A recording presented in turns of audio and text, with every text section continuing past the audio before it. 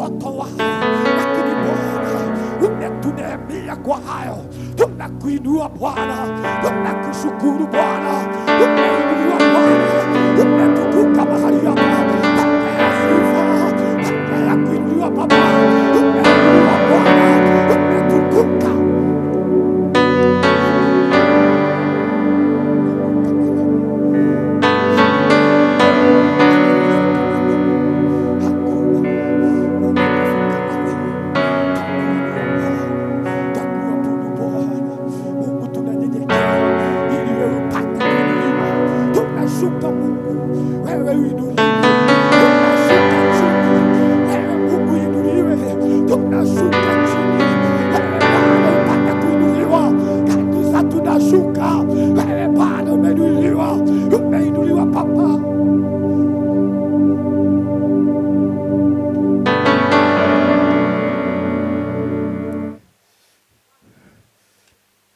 Kanisa, tumshukuru tu Bwana kwa sababu ya mwaka huu.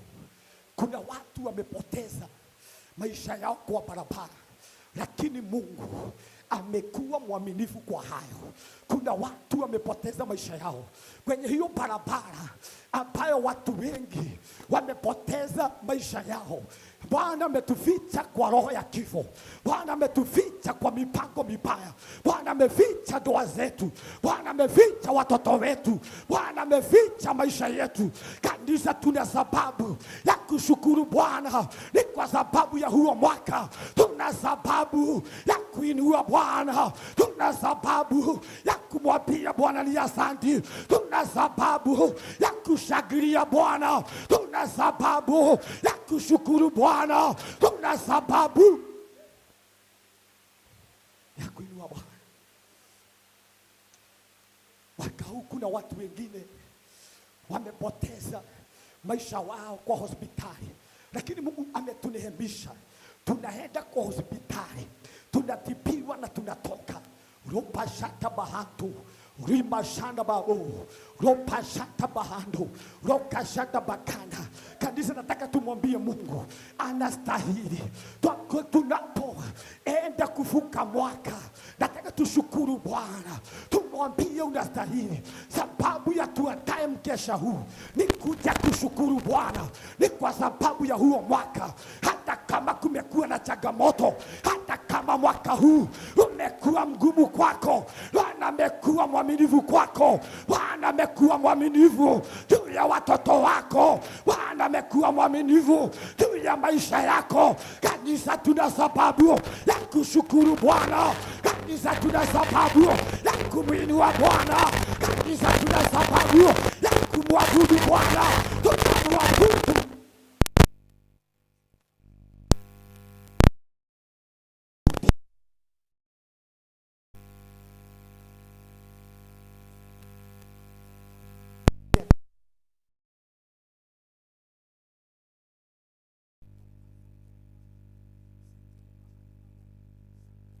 Togi bazoto.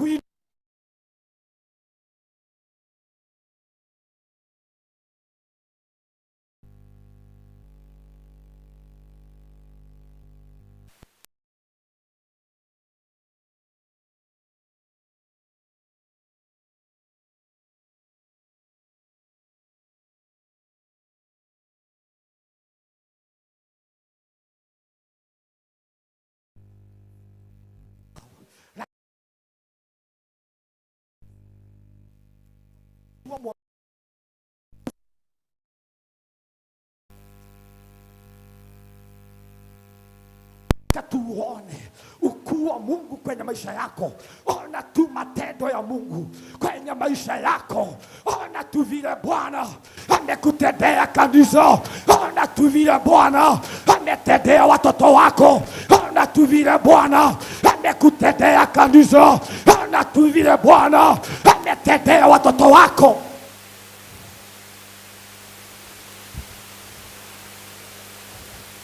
Bwana, tunakushukuru mwaka huu Bwana, umetembea pamoja nasi, umekuwa mwaminifu kwetu, umekuwa mwaminifu kwa maisha yetu. Dadi, tunakushukuru. Dadi, tunakuinua mahali hapa, tunakuabudu mahali hapa. Hakuna mwingine Bwana anaweza katutendea kama wewe. Tumuinue nani mwingine kama si wewe Bwana? Tumwabudu nani mwingine kama si wewe Bwana? Tumekuja hapa na sifa ni kwa sababu ya mwaka mzima. Tumekuja hapa na sifa ni kwa sababu Bwana umekuwa mwema kwetu. Tumekuja kukushukuru ni kwa maana Bwana umetembea pamoja nasi, umetulinda kwa mipango ya adui, umepigana vita vyetu. Tunakuinua mahali hapa, tunakuabudu Bwana. Umeinuliwa Papa, umetukuka Yesu.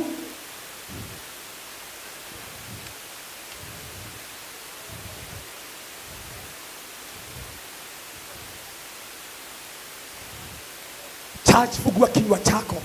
Imagine kuna watu sasa wamegojeka kansa ya mdomo, hawawezi ongea, wanatafuta nafasi kama hii, wanaikosa. Lakini Mungu amekuwa mwaminifu. Mungu amekuwa mwaminifu kwako, amekulinda kwa hayo magonjwa, amekulinda kwa mipango mibaya, amekulinda kwa mipango ya adui, amekulinda Bwana. Shakara babo shete bikanda. Father, we be God this, oh Lord. Read my petition, Lord. Zaporobo yanto shana mahando. Father, we be God this, oh Lord. Read the testament, we be God. Father, we be God this, oh Lord. Read my petition, the children of God. Read the testament, we be God. Mighty Father, we be God this, oh Lord. Tunakuabudu Bwana, tunakuinua Bwana, tunasema ni asanti. Tunakuabudu Bwana, tunakuinua.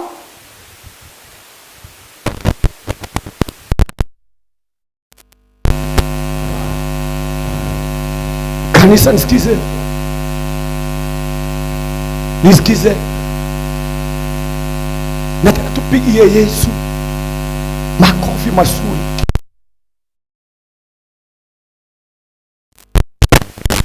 Mwaka huu kuna watu ambao wamepoteza viungo vyao vya mwili. Juzi nilienda hospitali fulani,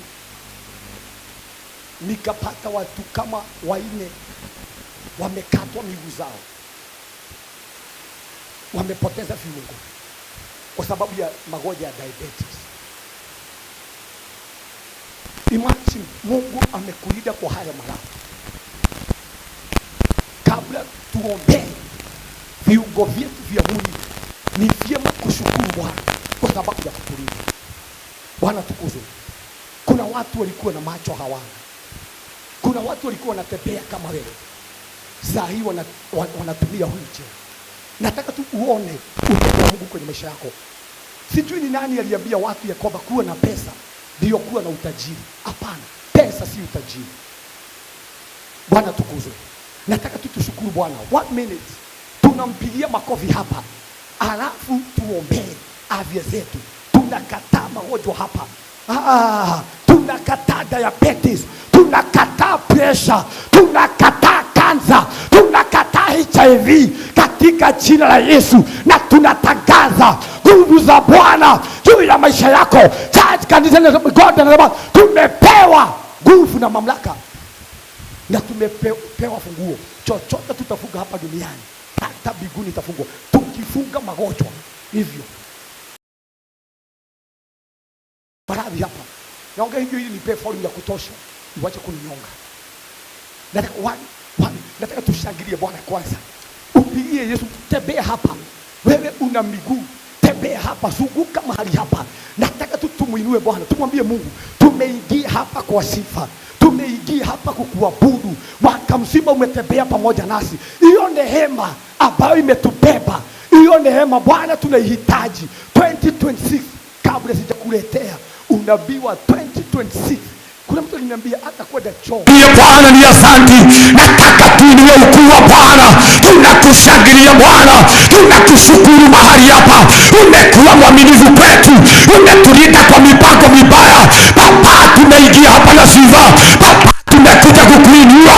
Baba, umetutendea.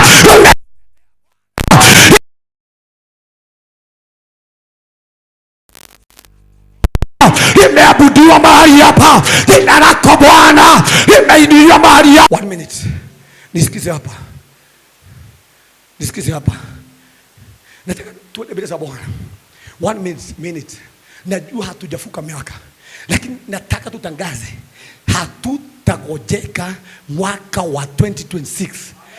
Utalazwa hospitali Boshata Baganda. Hakuna ripoti baya utapokea mwaka wa 2026. Hakuna ripoti ya kushindwa. Hakuna ripoti baya. Hakuna ripoti baya. Tunakataa hiyo mipango katika jina la Yesu.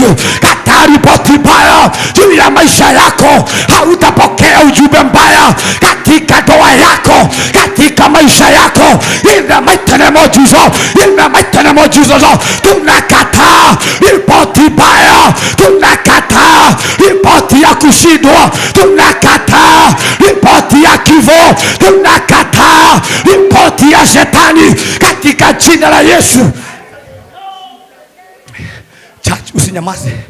Usinyamaze. Nataka tuende mbele za Bwana. Tunakataa kila ripoti ya kushindwa kwenye maisha yako. Tunaipinga katika jina la Yesu.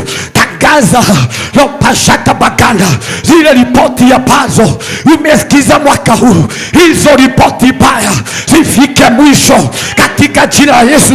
Hiyo shida ambayo umepitia mwaka huu, tunatangaza hiyo shida iwe ndio ya mwisho katika jina la Yesu.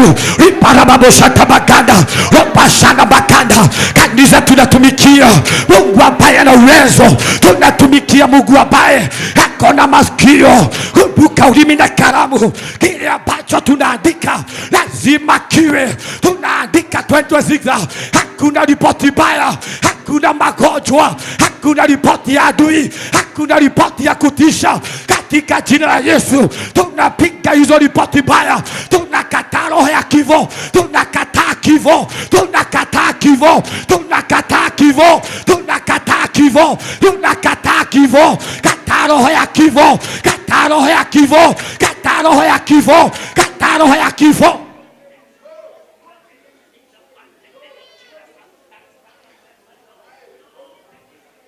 Church, nisikize. Church, nisikize hapa. Nisikize. Nisikize.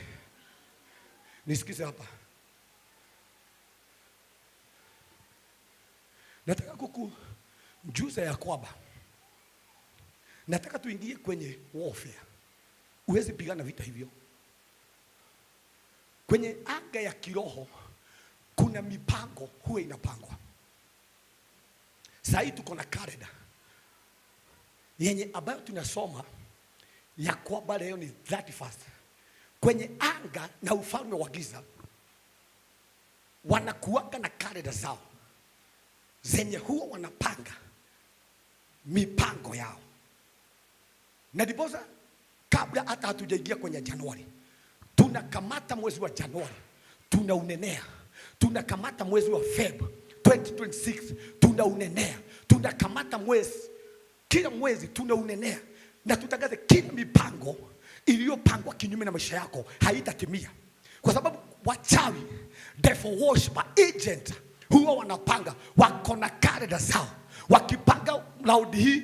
Na ndipo sijaingia hapo, lakini nataka kwanza, kabla hata hatujaingia 2026 lazima tuingie kwanza. Na nilisema mwaka huo mwingine, mwaka hautatupanga, ni sisi tutapanga mwaka. Bwana tukuzwe. Na ni vizuri kupanga mwaka. Usipoupanga mwaka utakupanga, wachawi watakupanga, maadui watakupanga, lakini ukiupanga utakuwa hivyo ulivyoupangia. Bwana tukuzwe. Ukisema ya kwamba mwaka wa 2026 sitakopa, sitafugiwa nyumba, sitapelekwa hospitali, watoto wangu hawatagojeka. Inakuwa hivyo ni kwa sababu already umeandika. Biblia inasema ya kwamba ulimi ni kalamu, kumaanisha ukiandika, ukinena kitu already kinyajiandika kwenye anga ya kiroho, kabla shetani hajaandika, kabla mapepo hawajaandika. Tunaandika mwaka wa 2026. Wewe mwaka utatukubali katika jina la Yesu. Wewe mwaka wa 2026 hautatutapika katika jina la Yesu. Mwaka wa 2026 hatutakopa. Tumekataa maradhi, tumekataa magonjwa, tumekataa kansa, tumekataa pressure, tumekataa diabetes. Magonjwa ni adui, na Biblia inasema kwamba already tushapona. Inua mkono wako, sema Bwana Yesu, kuanzia siku ya leo kila mipango iliyopangwa kinyume na maisha yangu, kinyume na watoto wangu, kinyume na jamii yangu, mipango ya adui, mipango ya wachawi, tunaishabaratisha, tunaishabaratisha, tunaishabaratisha, tunaishabaratisha, tunaishabaratisha. Hiyo mipango mibaya tunaishabaratisha, tunaishabaratisha, tunaishabaratisha, tunaishabaratisha. Hiyo mipango ya kushindwa tunaishabaratisha, tunaishabaratisha, tunaishabaratisha in the mighty name of Jesus.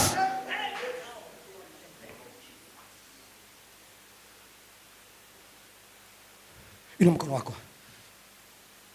sema Bwana Yesu, yale mambo yamenisubua 2025 sitavuka nayo 2026.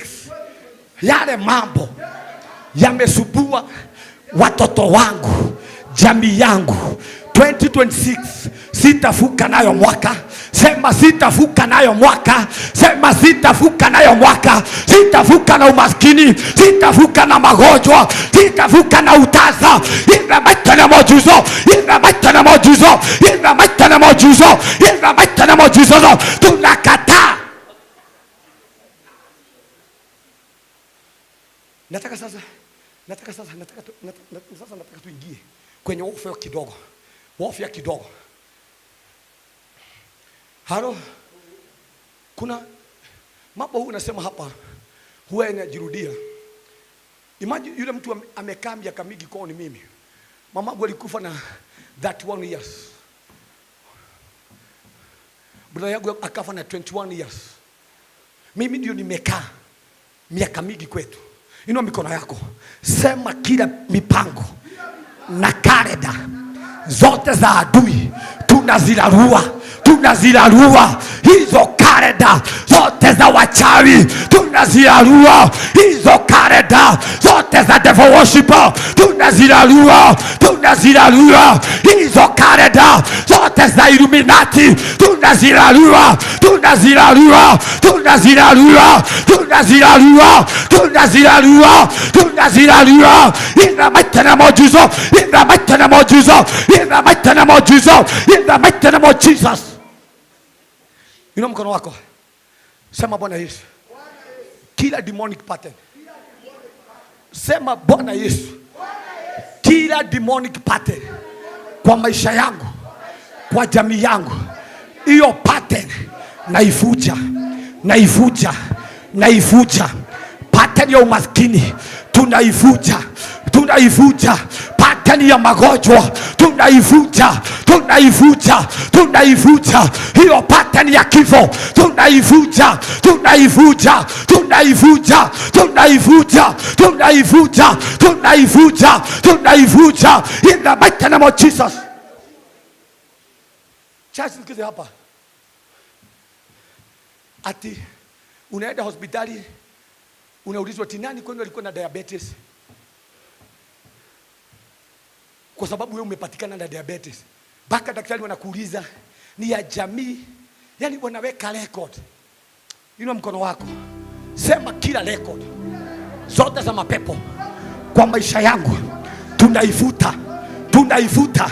Hizo kalenda zote za demonic tunazirarua hizo pattern na hizo record zote za devil worshiper, tunaivuta sasa, tunaivuta sasa, tunaivuta sasa, tunaivuta sasa, tunaivuta sasa, tunaivuta sasa, in the mighty name of Jesus.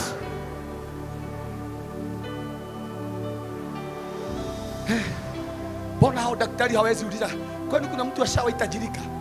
Wanaulizaga tu mambo mabaya, kwa sababu demons huwa zinaweka record. Nisikize, hawa watu ni wa kwetu, na huwa nasema hivyo mbele ya kamera. Mimi kwetu ni mimi wa kwanza kujenga choo. Babu yangu alikuwa anafanya kazi ya kware na hakupata mawe ya kujenga choo, kwa sababu kulikuwa na pattern. Mamangu vile vile hakujenga choo. Huwa nasema mpaka ya chifu wa kwetu alituma watu nijenge choo, na sasa hiyo nilikuwa nimeshindwa. Inua mkono wako, sema Bwana Yesu, kila roho ya mizingi na maroho ya kurithi nimejitenganisha nayo. Yale maroho huvuta watu, nimejitenganisha nayo. La moshata bahando, tunajitenganisha na maroho ya kurithi. Kila maroho ya jamii tunayakataa kwetu, tunayajitenganisha na hayo maroho ya kurithi. Tunatenganisha watoto wetu na maroho ya kurithi, tunatenganisha maisha yetu na maroho ya kwetu, na tunatangaza kile kilishinda watu wa kwetu hakitakushinda. Yale magonjwa yaliyo wazazi wetu haitatulalia katika jina la Yesu.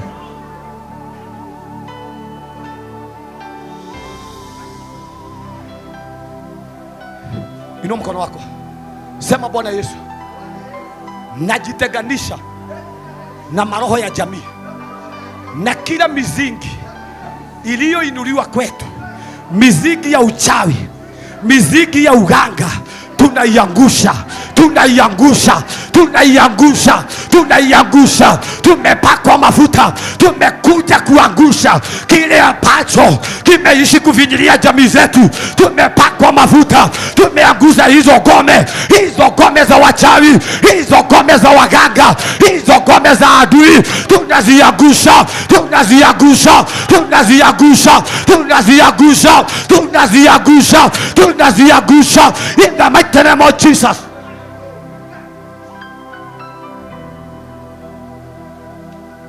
Inua mkono wako,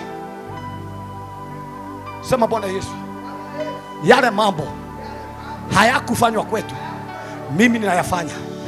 Sema ni mimi ninayafanya. Ile nyumba ambayo haikujengwa ni mimi naijenga. Ile gari haikununuliwa ni mimi nainunua. Nimebeba mafuta ya Bwana, nimebeba upako. Mimi ni tofauti na watu wa kwetu, mimi ni tofauti na watu wa bare zetu, mimi ni tofauti. Nimebeba Mungu, nimebeba Yesu, niko na nguvu za Bwana.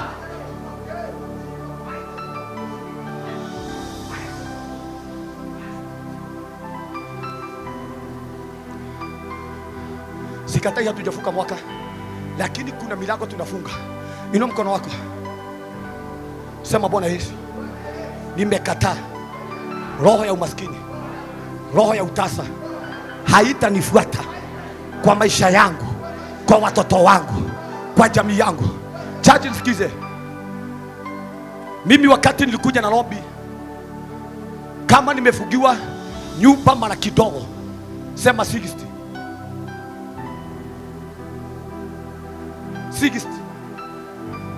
Nikipoteza nguo zangu na nguo za watoto, niliishi kuishi nyuma, na nunua vitu zinaenda na landlord, na kama hazitaenda na landlord natoka kwa nyumba na acha vitu zangu. Inua mkono wako, sema Bwana Yesu, roho ya kujirudia na maroho ya kujirudia kwangu nimeyakataa, nimeyapinga, nimekataa. Roho ya aibu nimekataa, roho ya aibu nimekataa, roho ya aibu. Na kuanzia siku ya leo, kila roho ya aibu imeandama maisha yangu, kila roho ya aibu imeandama jamii yangu, catch fire now, catch fire now, catch fire now, catch fire now, catch fire now, in the mighty name of Jesus, in the mighty name of Jesus. Inua mkono wako, sema Bwana Yesu, nimekataa umaskini. Sema nimekataa umaskini. Wewe Yesu ulifanyika maskini ili niwe tajiri, na kuanzia siku ya leo sitaatamwa na roho ya umaskini. Wewe roho ya maskini, nisikize sasa, by fire by force, wachilia maisha yangu, wachilia by fire, wachilia by fire, wachilia by fire, wachilia by fire, wachilia by fire, in the mighty name of Jesus. Chachi, sikiza hapa, nikimalizia kwenye hiki kipindi. Kuna wakati nilikuwa nakamata pesa, nikikamata pesa mpaka wezi wanaingia kwa gari ili waniibie, kwa sababu kuna monitoring spirit yenye ilikuwa inanifuata, ilikuwa inajua wakati ambapo nimekamata pesa. Kama sitaibiwa, nitaingia kwa ulevi nikunywe zote, na kama sitaingia kwa bar, nilikuwa naingia kwa betting na cheza, yote inaisha, natoka town miguu. Mtu mwenye alikuwa na 50,000, tulikuwa na mzee mwingine alikuwa anaitwa King. Tukiwa kwa barabara tulikuwa tunaambiana ni tujiue, kwa sababu tulikuwa tumefika mwisho. Inua mkono wako, sema Bwana Yesu, kila macho ya uchawi, kila macho ya uganga, macho ya adui inayo monitor maisha yangu, hiyo macho sasa tunayang'oa kwa moto, tunayang'oa kwa moto, tunang'oa hayo macho, ng'oa hayo macho, hayo macho ya waganga, hayo macho ya wachawi, hayo macho ya adui, macho ya devil worshiper, macho ya Illuminati, tunayang'oa kwa moto, tunayang'oa kwa moto, tunayang'oa kwa moto, tunayang'oa kwa moto, in the mighty name of Jesus.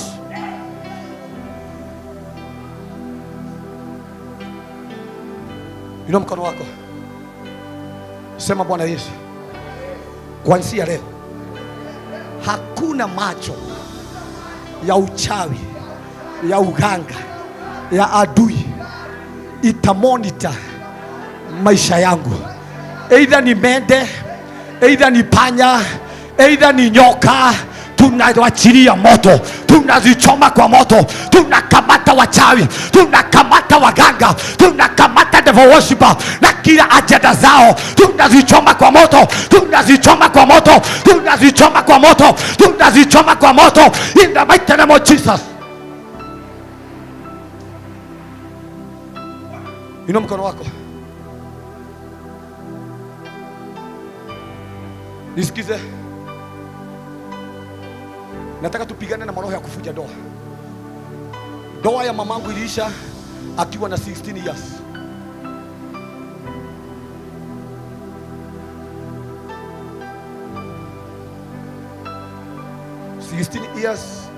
Mamangu ndoa yake ilikuwa imeisha.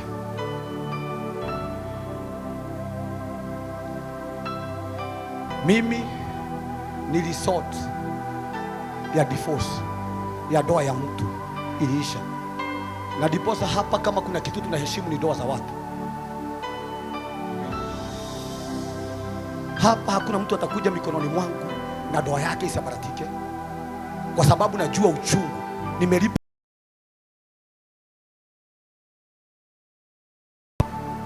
Sema Bwana Yesu, nivuja ndoa, yale maroho ya kuvuja ndoa tunayakamata na moto, tunayangamisha na moto, tunayangamisha na moto, tunayangamisha na moto, tunayangamisha na moto. Takaza ndoa yako haitasabaratika, ndoa ya watoto wako haitasabaratika katika jina la Yesu. Enda mbele za Bwana.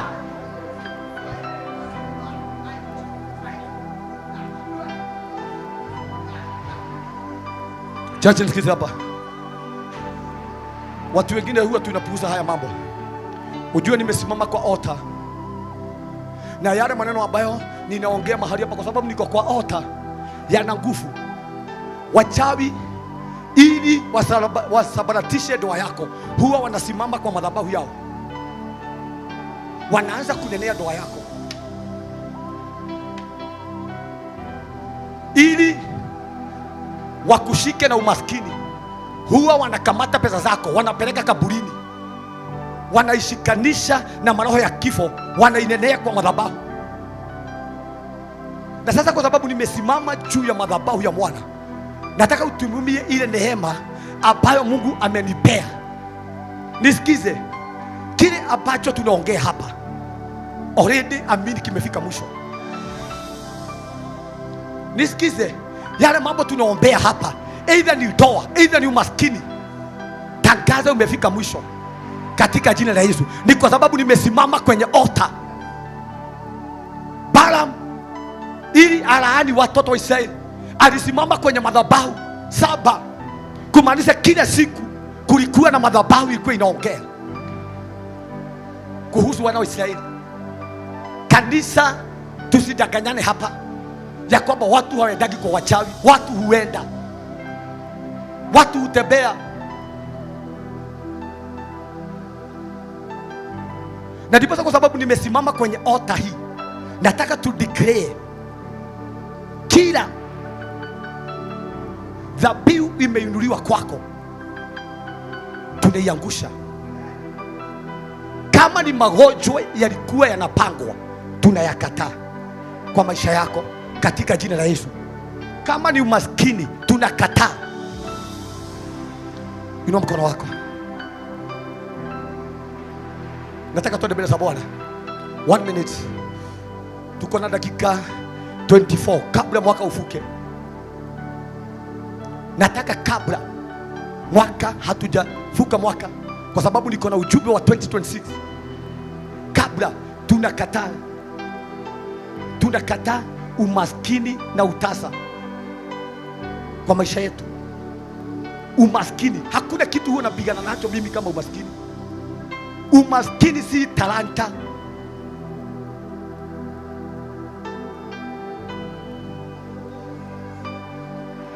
Inua mkono wako, sema Bwana Yesu, kuanzia leo kila roho na kila pando ambalo haukupanda kwa maisha yangu, hilo pando naling'oa.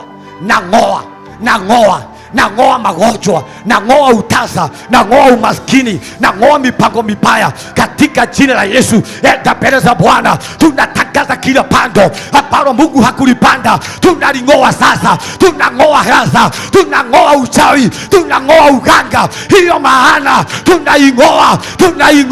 Hiyo laana ya soso tunaing'oa, hiyo laana ya uguka tunaing'oa, laana ya manabii wa uongo tunayang'oa.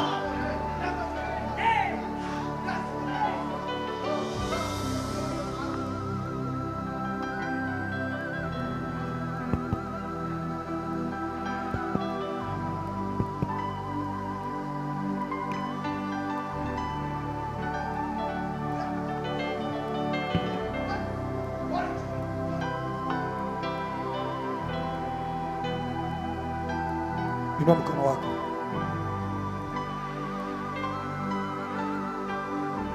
Inua mkono wako. Sema Bwana Yesu, majina yangu, majina ya watoto wangu haitatokezea kwenye vioo vya wachawi, haitatokezea kwenye vioo vya waganga. Na kuanzia siku ya leo, la poshata bakanda, tunakamata wachawi, tunakamata waganga, tunakamata devil worshiper, na tunatangaza, tunadedicate majina yetu kwa Mungu, tunadedicate majina ya watoto wetu kwenye ufalme wa Bwana. La mashata bakanda, tunavuja hizo agano za uchawi, tunazichoma kwa moto, tunazichoma kwa moto, tunazichoma kwa moto, tunazichoma kwa moto, tunazichoma kwa moto, in the mighty name of Jesus.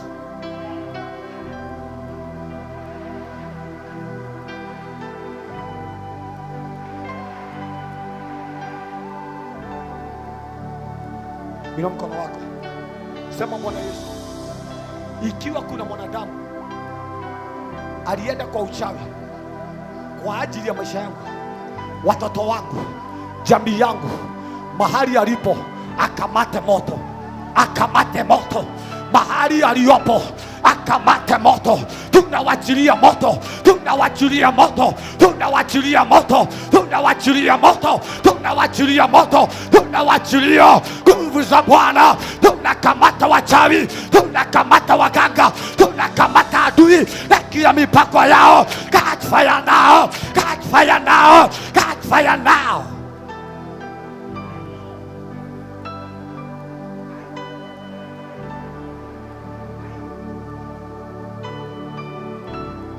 Inua mikono yako. Kanisa hatuja kuja hapa kubembeleza. Sema Bwana Yesu, ikiwa kuna mwanadamu alitamka jina langu kwa uchawi, kwa uganga, mahali aliyopo, akamate moto, akamate moto. Tumekuja vita mwaka wa 2026, tunaharibu kila ngome, kila ajenda zote za adui, kila ajenda zote za waganga, tunazibomoa, tunazirarua, tunazirarua, tunazirarua in the mighty name of Jesus.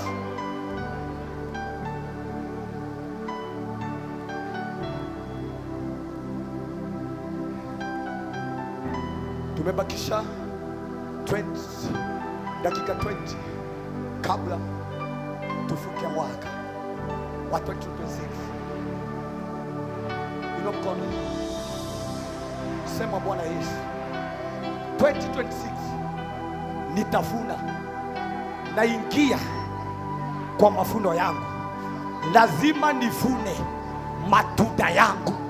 Sema lazima nivune matunda yangu, kwa maana 2026 ni mwaka wangu wa kuvuna, ni mwaka wa mavuno, ni mwaka wa mavuno, ni mwaka wa matunda, ni mwaka wa kuinuliwa, ni mwaka wa increase, ni mwaka wa prosperity, ni mwaka wa wealth, ni mwaka wa mali. Lazima nipate mali, lazima nikamate mali, lazima niwe na mali, lazima nifurahie, nitafurahia, nitafurahia, nitafurahia, nitafurahia in the mighty name of Jesus. Nisikize, nilete please. Kama kuna mwaka kutakuwa na pesa, andika mahali 2026 Kenya kutakuwa na flow ya pesa yenye haijawahi patikana. Watu wa online mnanisikiza, 2026 Kenya kutakuwa na flow ya pesa yenye haijawahi onekana Kenya. Ni kwa sababu ni mwaka wetu wa kuvuna. 2026 mtu atavuna kile ambacho amepanda. Nisikize, wale ambao wamepanga na wamepanda mambo mabaya watavuna. Wale ambao wamepanda mambo ya ufalme na mambo ya kiungu lazima watavuna. Lazima tuvune, lazima tuvune, watu wa Bwana, lazima tuvune. Ni mwaka wetu wa kuvuna, ni mwaka wa mali, ni mwaka wa malipo. 2026 ni mwaka wa harvest. Harvest ni nini? Rewards, malipo. Watu wa pesa, je, nipe kama umebakia na dakika. Mpeni nyimbo za sifa. Karibu tupige makofi wanapo. Tuongoza, tusipoteze mambo hapa. Nafasi, wacheni tukuje tucheze, tunachezea Mungu hapa. Kama unaamini Mungu ya kwamba unavuna 2026, kama unaamini Mungu ya kwamba ni mwaka wako wa kuwa na mali, pigia Bwana makofi. tunamwimbia mahali hapa.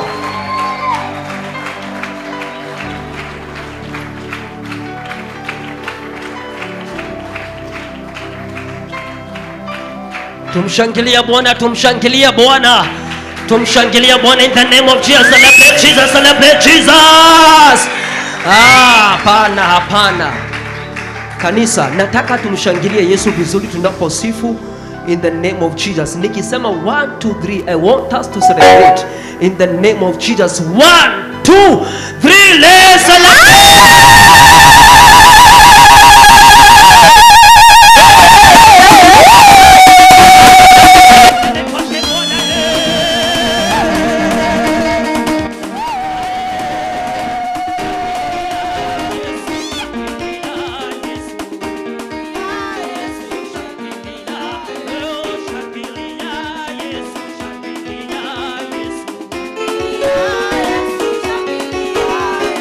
Shangilia.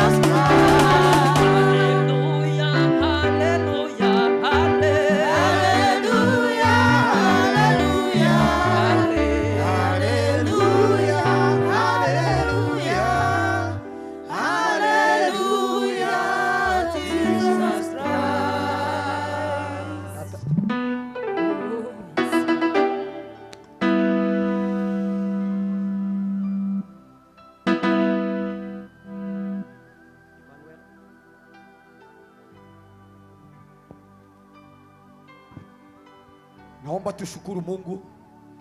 Imebakia dakika moja tuingie mwaka wa 2026, bado 1 minute. Shukuru tu Bwana, mwambie Mungu ni asante, mwambie tu Bwana ni asante. Zimebaki dakika, zimebaki sekunde 50, tumwambie tu Mungu ni asante. Nataka tujitayarishe.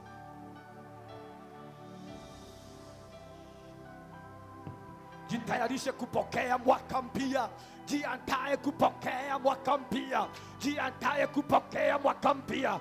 Bado sekunde 30 tupokee mwaka mpya. Roba shakara mabolia. Shukuru Bwana. Anza kutabiria mwaka. Anza kutabiria mwaka. Roba shakara mabo. Roba shata bakanda. Roba shata baganda. Shukuru Bwana. Welcome 2026. Tuko 2026. Shukuru Bwana. Ni kwa sababu sasa tuko mwaka wa 2026. Tumeingia mwaka wa 2026. Shukuru Bwana. Shakiria Bwana. Shakiria Bwana. Karibisha mwaka. Karibisha mwaka. Karibisha mwaka. Karibisha mwaka.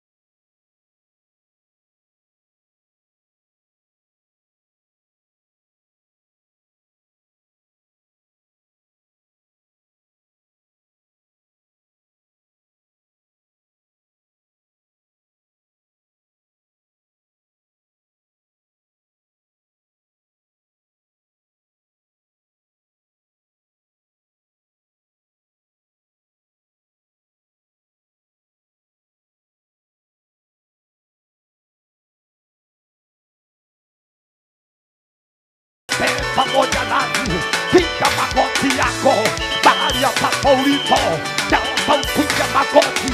Tunamwambia Bwana, mwaka huu tunaomba uenende pamoja nasi.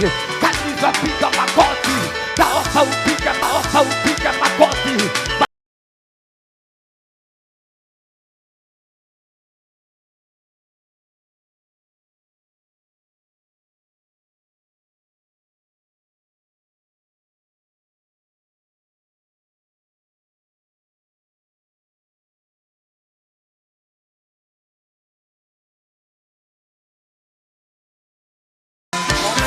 Tupige magoti tu mbele za Mungu, tumwambie Mungu mwaka huu, Bwana, tuomba Mungu kaenende pamoja nasi, hatuwezi bila wewe Bwana.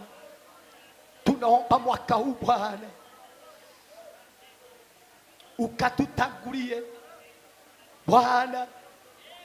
Tunaaminiana mahali hapa ya kwamba mwaka wa 2026 hatutalazwa hospitali, hatutaaibika tena. Bwana, kubali kuenenda pamoja nasi. Wewe Yesu, Roho Mtakatifu, tutangulie Bwana. Bwana, tuepushe na mipango ya adui zetu, tuepushe kwa mipango mibaya, tuepushe kwa ajali, tuepushe kwa kansa, tuepushe kwa pressure, tuepushe kwa HIV, tuepushe kwa diabetes. Bwana, tunakushukuru ni kwa sababu ya kuona mwaka. Kuna wengi walitamani kuona mwaka, lakini Bwana hawakuona.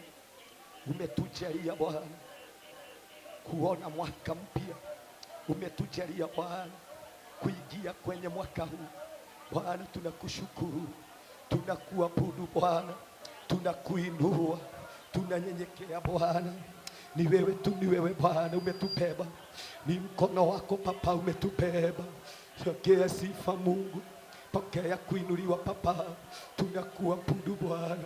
Sherebo yanda babush, rekenterere, shatori bazate bihanto, sheri bahanda babush, rokanto bashene bihando, zopori bashene bikani.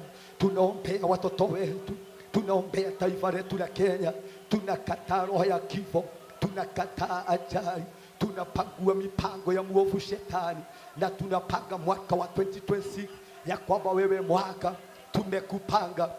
Tumepanga Januari ya 2026, tumepanga Feb ya 2026, tumepanga March ya 2026, tumepanga April, tumepanga May, June, tumepanga July, tumepanga August, tumepanga September, tumepanga October, tumepanga November, tumepanga December ya 2026.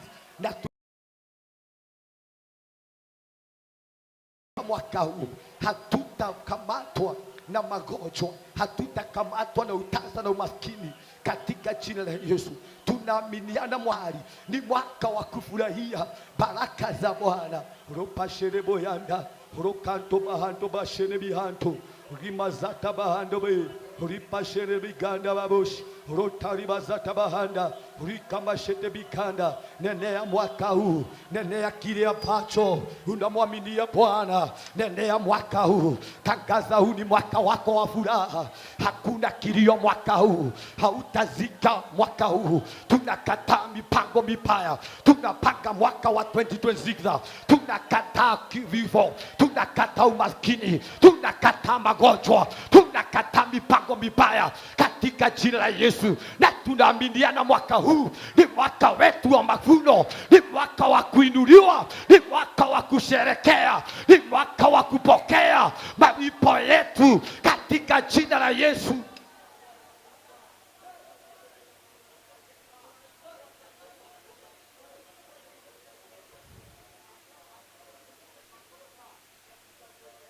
Naomba tusimame. Tusimame sisi zote.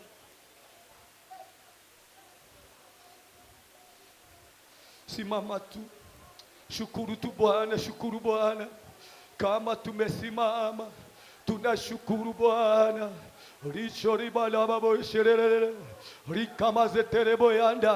Ni asanti Bwana kwa sababu ya mwaka huu. Tumeupokea mwaka huu, uko mikononi mwetu.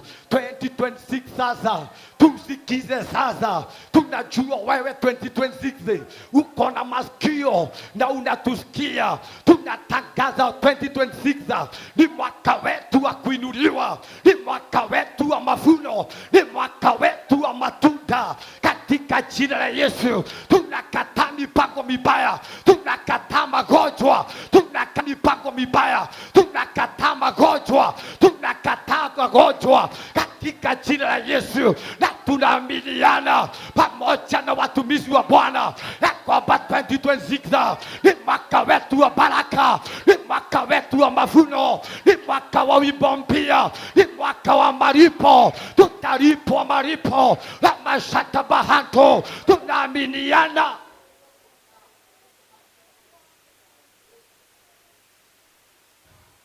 Kanisa nisikize. Naomba sasa salimia watu 5. Goja. Najua mwaka huu haujasalimia mtu. Tunasalimiana hapa. Make sure umesalimia watu 5. Suguka hapa. Ukisalimia watu, mwambie karibu 2026. Salimia watu 5. Mwambie karibu kwenye mwaka mpya.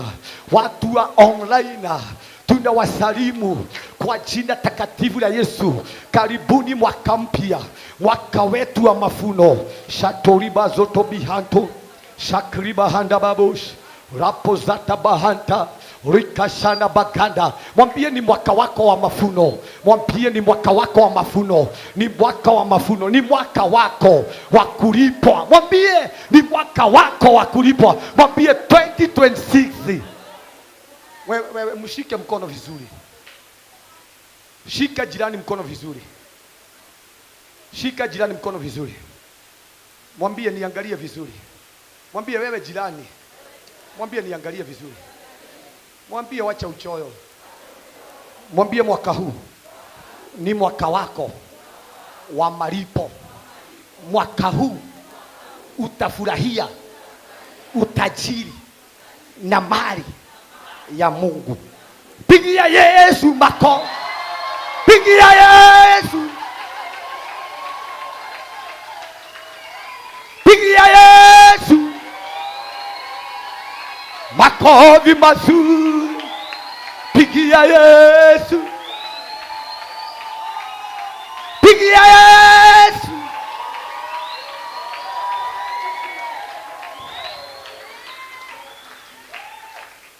Mwambie mwaka huu ni mwaka wako wa kuwa na mali.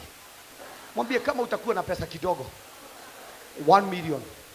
Mwambie 1 million.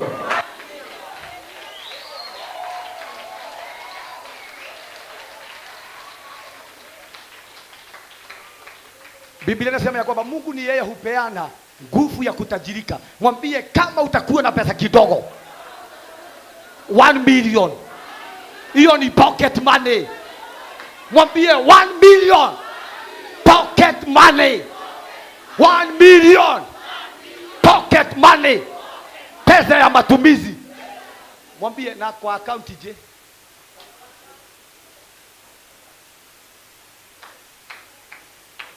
Mwambie na hivyo katika jina la Yesu. Mwambie imekuwa hivyo katika jina la Yesu.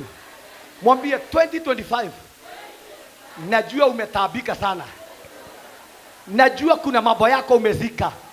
Lakini 2026 umeingia kwa mafuno. Utavuna. Mwambie sahau na kilio na aibu na mateso ya 2025. Sasa nione. Mwambie neighbor ona tajiri. Mwambie neighbor ona tajiri. Mwambie neighbor ona tajiri. Neighbor ona mtu mwenye ako na pesa. Mwambie change maono. Vile ulikuwa unanijua. Mwambie badilisha sasa. Mwambie badilisha sasa. Vile ulikuwa unajua ati nimelipwa na nimeshinda na kulipa rent. Sasa sio mimi. Mwambie sio mimi. Nimezika 2025. Niko kwenye another chapter. 2026 ni mwaka wangu. Nisikize hapa. 2026.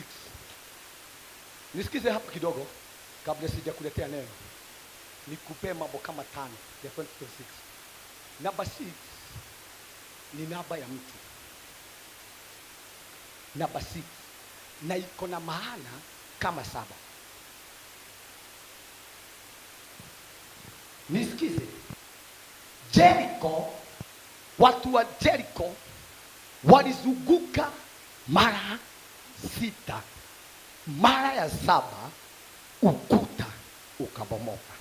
Mwambie huo ukuta, hiyo kizuizi ilikuwa kimekuzuilia kwa sababu ni mwaka wa 6 na ni namba 6. Hizo vizuizi zimeondoka, zimeanguka. Vizuizi za waganga zimeanguka, vizuizi za umaskini zimeanguka, vizuizi za utaza zimeanguka. Mwambie John 2. Yesu alipo ingia kwa harusi ya rafiki wake John Bill, Yohana mtakatifu Bill, alisema zile pots 6 simwagwe maji, akaweka akatengeneza divai nyingine. Mwambie kwa sababu tuko mwaka wa 6. Ile divai ilikuwa kwa mtungi already imemwagika. Niko na divai nyingine. Pashata bahanda. Niko na divai nyingine. Niko na divai nyingine. Nitapokea furaha. Mwaka huu ni mwaka wa kufurahia. Mwaka huu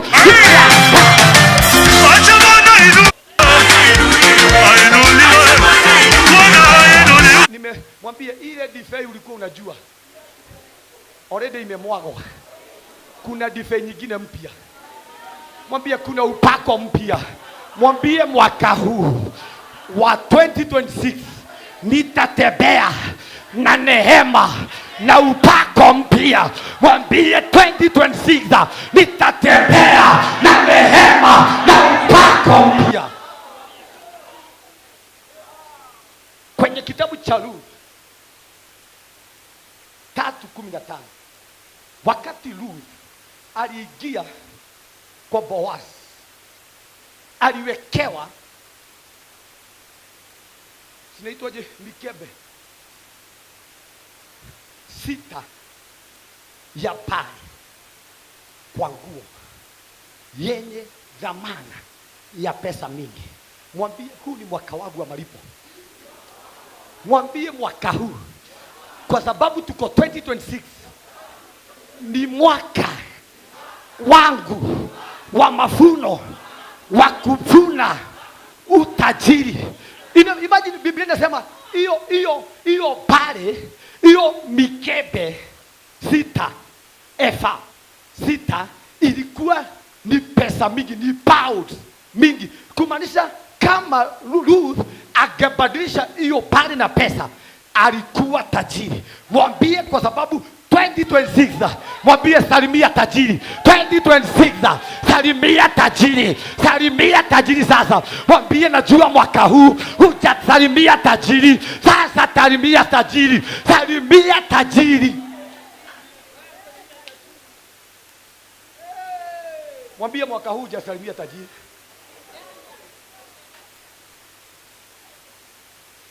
Nisikize hapa. Number 26. Number 26 in Hebrew maana yake linamaanisha Yahweh. Kulingana na letters, kumaanisha mwaka huu wa 2026 ni mwaka wangu na Mungu. Ni mwaka wa Mungu. Na mimi na Mungu hakuna kizuizi. Tunakanta with the God. Ni mwaka wetu wa kulingana na Mungu. Mwambie 2026 ni mwaka wangu wa kulingana. Sija kuhubiria. Mwambie 2026 kama unaamini tutakuja hapa kushukuru kwa sababu utakuwa na pesa. Halo? Mwambie amini wewe. Mwambie amini. Wewe hebu muguze. Mwambie amini wewe.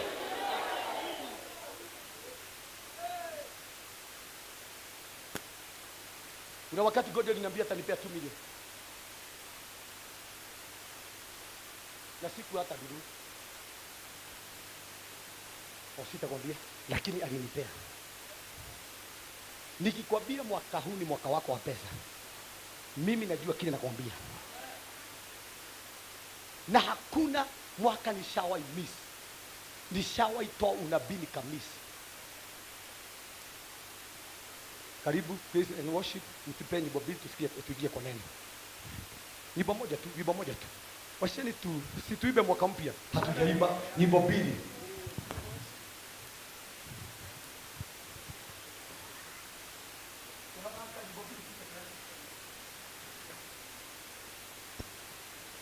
Nitakuwa na ndanganya nikisema ni mimi, ila nimeniwezesha. Ningekuwa na ndanganya nikisema ni mimi, ila ni nguvu zako Bwana zimeniwezesha. Nitakuwa nadanganya nikisema ni mimi, ila ni nguvu zako Bwana zimeniwezesha. Nitakuwa nadanganya nikisema ni mimi, ila ni nguvu zako Bwana zimeniwezesha. Ni wewe tu Bwana, ni wewe tu.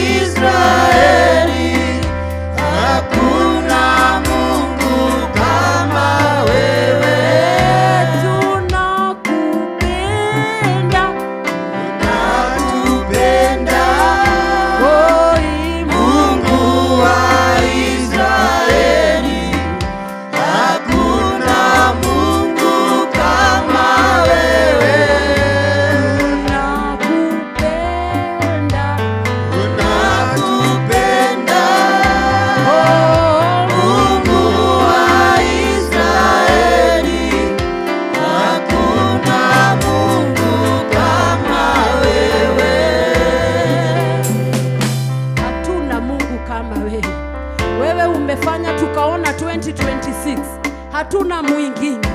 We will dwell in your house 2026. We will serve you, dear Lord. Hatuna Mungu mwingine. Tunasema asante.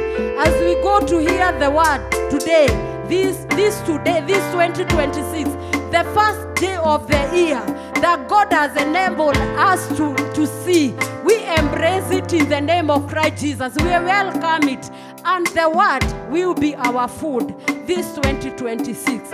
We worship your name. We glorify your name, dear Lord. We say thank you, for you have made us remnant of this 2026. Umetufanya mabaki this 2026. We worship your name. Gai wito we waragi ohoro wa kirekero onyitete kiambiriria. That is who we are worshiping this night. We welcome you as we hear from you. This 2026, we would like to hear of your voice, oh dear Lord, as we speak to us this tonight. As we hear from you, dear Lord, we give glory unto you, and we let your will to be done this 2026. And it is in Jesus' name that we do pray and believe. Amen, amen, amen. Tumshangilia Bwana, tumshangilia Bwana. Shangwe na vigelegele kwake Bwana Yesu. Amen, amen, amen. Tunaweza keti in the name of Jesus. Tuwapigie wana praise and worship wanapokaribia kwa viti zao in the name of Jesus. Tuwapigie makofi, tuwashangilie in the name of Jesus, in the name of Jesus. Oh wow, huu ni wakati mwingine tunaenda kusikia neno la Bwana. Hallelujah. Na ninataka tuandae mioyo yetu vizuri tunapopokea kutoka kwake Mungu. Hallelujah. By the way, hii ndio mahubiri yako ya kwanza sasa, the year 2026. Hallelujah. Na vile ambavyo utaipokea, it matters a lot in your life, in your spiritual growth, na pia kwa mambo yako yote. Hallelujah. Na sasa nataka tukaweza kumshangilia mtumishi wa Mungu anapokuja kutuletea neno la Bwana. Tunajua ya kwamba sio yeye atakuwa anaongea, bali ni Mungu atakuwa anaongea ndani yake. Hallelujah. And one thing I know, Mungu hawezi panga neno kama hajui tunalihitaji. Hallelujah. Ambia rafiki yako, Mungu hawezi peana neno kama anajua hauhitaji wewe. God knows very well ya kwamba hilo neno ni lako wewe. Hallelujah. Na sasa nataka bila kupoteza wakati, I want us to celebrate the man of God anapokaribia hapa kutuletea neno la Bwana in the mighty name of Jesus. Tumpigie makofi, shangwe na vigelegele kwake, shangwe na vigelegele. Ayele kataka palada, shangwe na vigelegele. Amen, amen, amen. Nipigie makofi mazuri kwa sababu ya kuingia. Naomba wale ambao tuko pale nyuma tunaweza karibia kwenye hizi viti.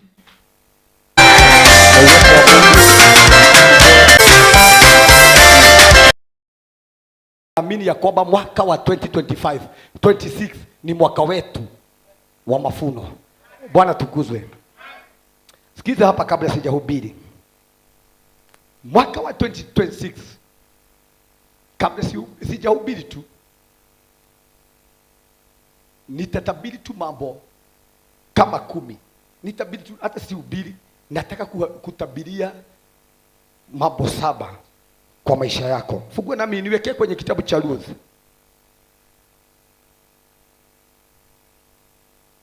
Bili moja. Hapa huwa tunasoma sisi zote. Kwa haraka sihubiri, nataka kuhubiri tu 20 minutes. Alafu niombee watu.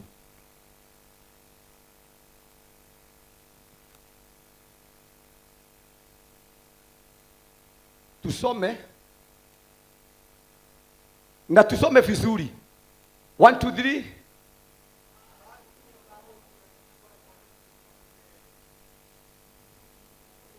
Hebu rudia hapo. Basi soma kama mtu anaelewa neno la Bwana. Soma.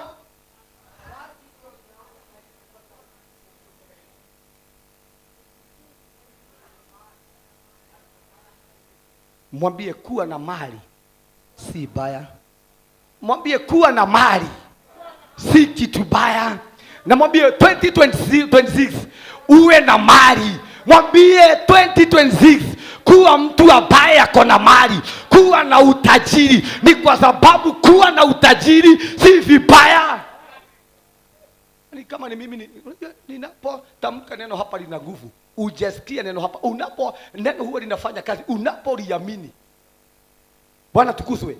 Hilo neno huwa linafanya kazi kwa maisha yako. Basi Naomi alikuwa na jamaa wake, mtu mwenye mali. Nakumbuka hapa kabla hata ikinini tutasoma na ijua. Bwana tukuzwe. Ukisoma kwenye kitabu cha Ruth moja, tunakumbuka Elimeleku, Naomi na Makilioni na Kilioni. Ni ukweli. Hawa watu walikuwa wanakaa Bethlehemu ya Yuda. Wakati Naomi walifika Moab, Elimeleku bwanake akafa. Alafu akapoteza mtoto wake Mahaloni na Kilioni. Na hawa watoto wake walikuwa wameoa wasichana mahali pale Moab. Mmoja alikuwa anaitwa Ruth, mwenye tunasoma hii kitabu yake, na mwingine alikuwa anaitwa Orpha. Kumbuka Ruth ni mtu mwenye alikuwa amepitia changamoto. Ni kwa sababu alikuwa amepoteza mpendwa wake, alikuwa amepoteza bwanake. Na ninaongea na watu 2025, kuna mambo yao yalipoteza, kuna mali yako ulifika, kuna mambo yako yaliondoka kwako. Sikiza sasa, uko kwenye another chapter. Sahau na kile ambacho kilifanyika 2025. Ni kwa maana 2026 God anaenda kufanya mambo mengine mapya kwa maisha yako. Sahau na kilio ambayo umelia. Ni kwa maana 2026 Mungu anaandaa mambo mengine mapya. Ruth alikuwa naomboleza.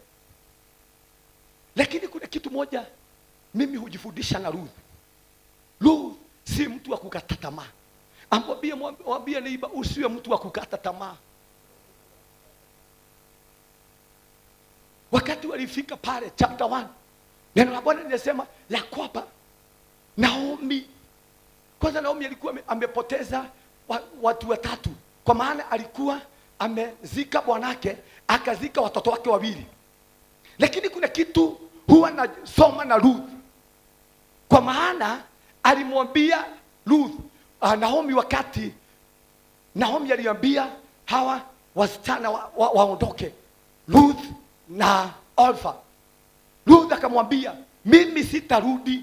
Akamwambia, Mungu wako atakuwa Mungu wangu.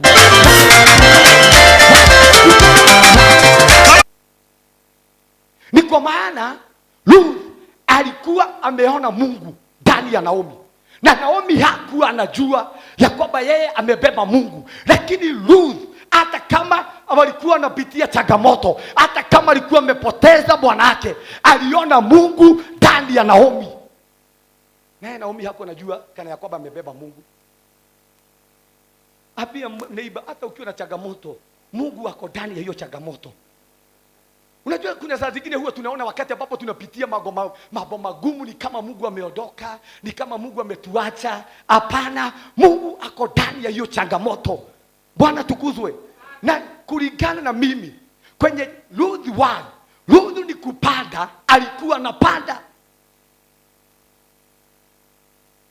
Hello. Na wale ambao tuko hapa 2025 tunajua tuna mambo tumepanda. Wengi wetu tumepitia changamoto, wengi wetu tumepitia kilio, wengi wetu tumepitia hali gumu kama Ruth. Lakini Ruth hakuacha Naomi kwa sababu aliona Mungu ndani ya Naomi. Bwana tukuzwe. Orpha linamaanisha mtu wa katikati. Najua kuna watu wanakuaga 50-50. Hayuko kwa Mungu, ni kama ako kwa Mungu. Akiambiwa tu rudi, alikuwa anangojea tu hayo maneno. Rudi, alikuwa anangojea hayo maneno. Aliambiwa na Naomi rudi. Na akaambiwa ya kwamba hakuna maono. Lakini Ruth aliona Mungu. Alisema, Naomi, sitakuacha. Imagine haya maneno yalikuja kutimia hapa. Kwa sababu alisema, naye watu wenu watakuwa watu wangu. Kumaanisha ni kuandika, aliandika kwenye anga. Hata kabla hajaingia hajarudi Bethlehemu, aliandika ya kwamba watu wa kina Naomi watakuwa watu wake. Na uona hapa yakitimia. Naomi alifika hapa, nisikize, na akapatana na Boaz. Na Boaz alikuwa nani? Alikuwa watu wa bwana yake. Yale maneno ambaye Naomi Ruth aliongea yakatimia. Ambia neighbor, yale maneno huongea huwa yanatimia. Either yawe ni mazuri, either yawe ni mabaya, maneno huwa yana nguvu. Si alisema naye Mungu wako atakuwa Mungu wangu, naye watu wenu watakuwa watu wangu. Sasa tusome hapo, nianze kukuhubiria. Tusome guys, wacha tusome kama watu wanajua neno la Bwana. Ukienda kwa wachawi huwa wana kuna wakati nilienda fasting na huku Kimonyo, na hapo ndipo nilisema sitaenda fasting ya msitu tena, kwa sababu tuliingia kwa msitu saa 6. Saa hiyo tulikuwa na rafiki yangu alikuwa anaitwa Maina Baba, na mimi nilikuwa mgeni huko. Kufika pale tulikuta baka wachawi huwa wanaenda fasting. Usifikiria ati ni wewe ni watu wa Mungu huwa wanafuga, hata wachawi. Na walikuwa wanapiga sauti pale. Na sisi hapa tunafaa kumuinua Mungu. Bwana tukuzwe. Tusome hapa. Tusome sasa, nianze kuhubiri.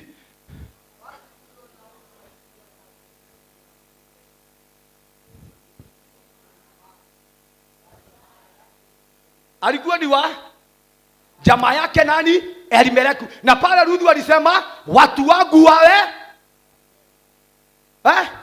alisema watu wenu wawe watu wangu. Alafu tuendelee.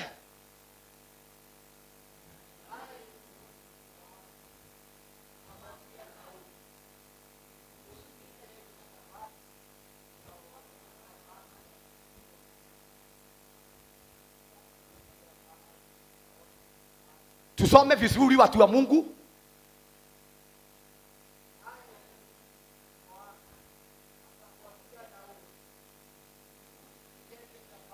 Ni nani amemwambia nani?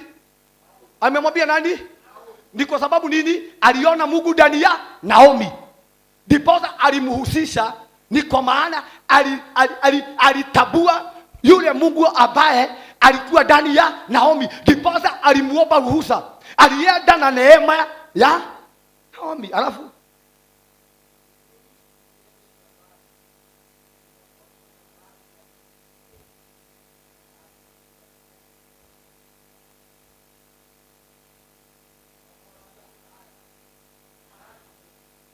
amemwambia mwanangu nenda. Alafu tuendelee.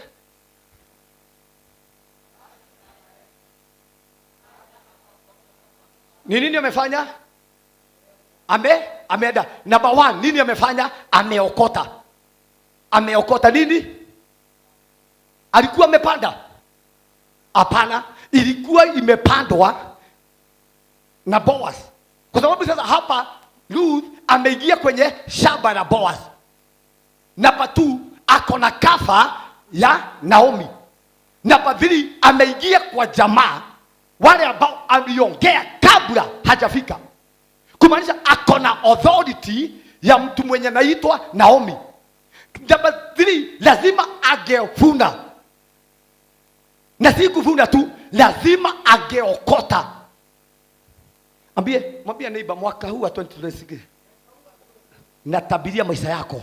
Anza kuokota baraka zako. Okota hiyo mali. Okota kile ambacho ni chako katika jina la Yesu. Nitanenea na watu hapa. Umetezeka, lakini 2026 ni mwaka wa kuvuna kile ambacho haujafanyia kazi. Natangaza divine favor. Natangaza kibali ya Mungu ianguke.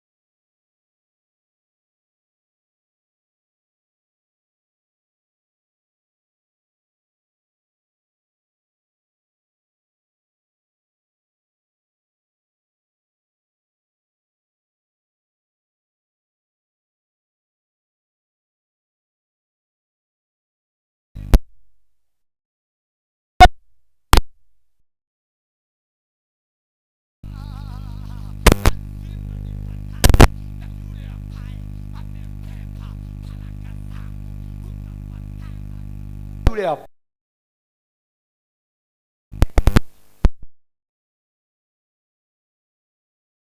Ya kuvumilia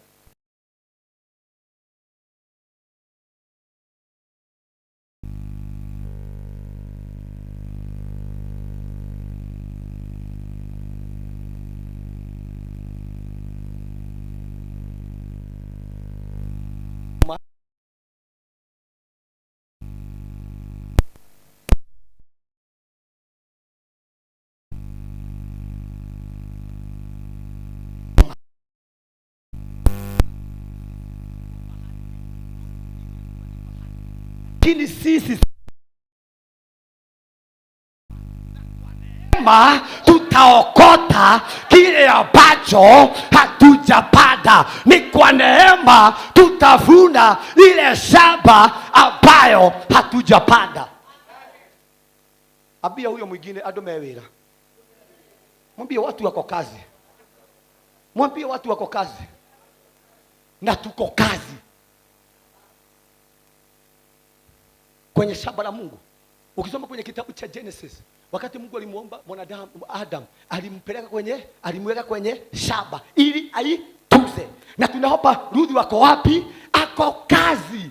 Na Mungu amemshikanisha na wale ambao wako kazi. Mwambie sikatai hauko kazi.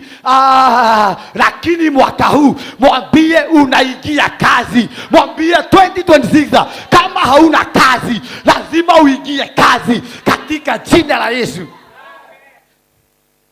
Ujue Ruthi hakuwa kazi. Hakuwa na kazi. Mwambie ni vibaya kuwa kama hauna kazi. Kama hauna kazi, mwambie adomewira. Na tuwewira. Na tutigotiga. Biblia inasema kwenye kitabu cha Yeremia 48:10, na alaaniwe yule ambaye afanyaye kazi ya Mungu kwa ulegevu. Mwambie tuko kazi. Na hatuachi kazi. Na tutalipwa kazi ile ambayo tunayofanya. Mwambie ukiambiwa uko kazi usikasirike. Uko kazi. Mwile tuwewira. Tuwewira. Adumewira. Tuko kazi. Alafu tusome pale. Tusome, gai, tusome sasa. Oi. Nataka sasa tufike 12 nianze kuhubiri. Tusome. Nikukuelezea tunakuelezea kidogo.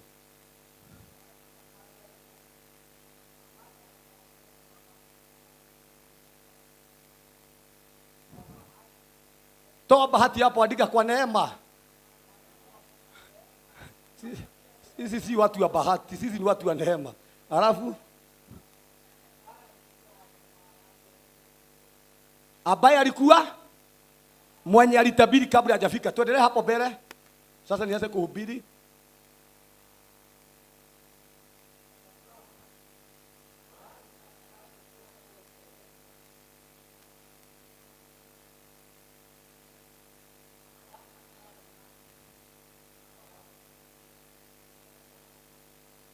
Endelea.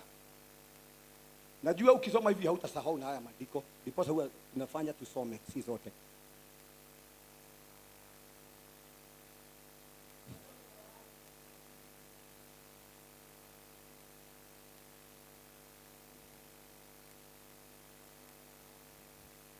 Huyu ni msichana wa nani? Mimi ni msichana wa Mungu. Alafu tuendelee kwa haraka Mwangi.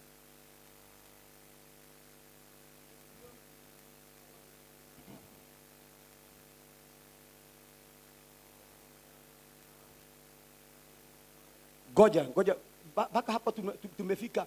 Unasikia Ruthi akiongea? Ni nani anaongea? Ni mtu mwingine anaongea kwa niaba yake. Mwambie mwaka wa 2026 hautajitetea kwa watu. Mwambie wewe, mwambie nisikize, mwaka wa 2026 hautajitetea ili uingie kazi, hautajitetea kwa watu. Already Roho Mtakatifu wa Mungu atakutetea. Mwambie 2026 hautajitetea ili uingie kazi, Roho Mtakatifu wa Mungu atakutetea. Imagine mtu mwingine anaongea kwa niaba ya Ruth. Boazi anauliza, huyu ni wa nani? Yaani mfanyikazi anarudisha, si huyu ni msichana mwenye alirudi na Naomi. kutoka Moabu. Ni kwa maana Roho Mtakatifu wa Mungu hivyo ndivyo huwa anafanya kwa maisha yetu.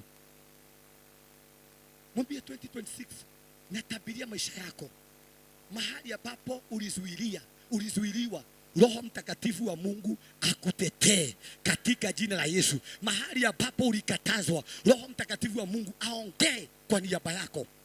Nipewe maiki nyingine. Tusome hapo. Nikipewa maiki nyingine. Gai, tusome nimalize.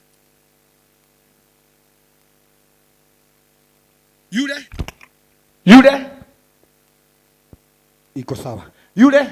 Yule msimamizi aliyosimamia wafunaji akajibu akasema, ni yule msichana Moabi aliyerudi pamoja na Naomi kutoka nchi ya Moabi. Tusome hapo sasa nimalize, nianze kuhubiri. Tusome.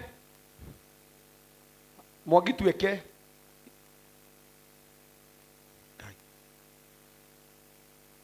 Tumekataa hiyo roho ya confusion hapa katika jina takatifu la Kristo Yesu.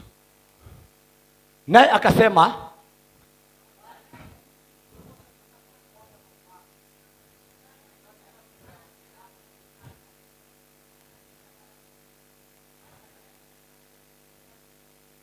ni nani anasema? Ni sasa yule mtu mwenye alikuwa anasimamia shamba, ni yeye anaongea. Pale Ruth haongei. Alafu tusome pale tu nimalize, nianze kuhubiri hapo 12.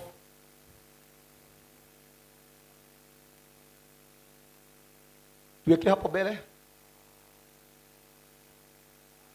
Sasa tuanze kuhubiri. Hapo wanasemaje?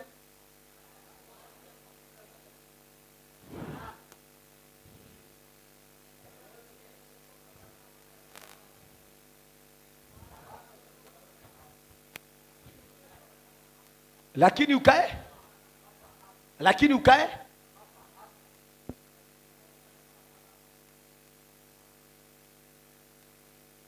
Weke.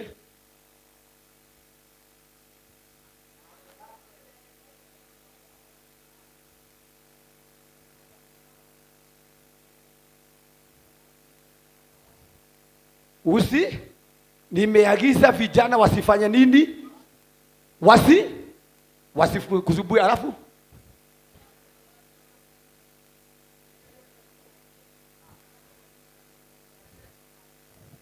akunywe nini? Maji ya nani? Ya vijana ambaye wale walieteka, lakini si Ruth yenye ameteka. Tuendelee hapo nimalizie.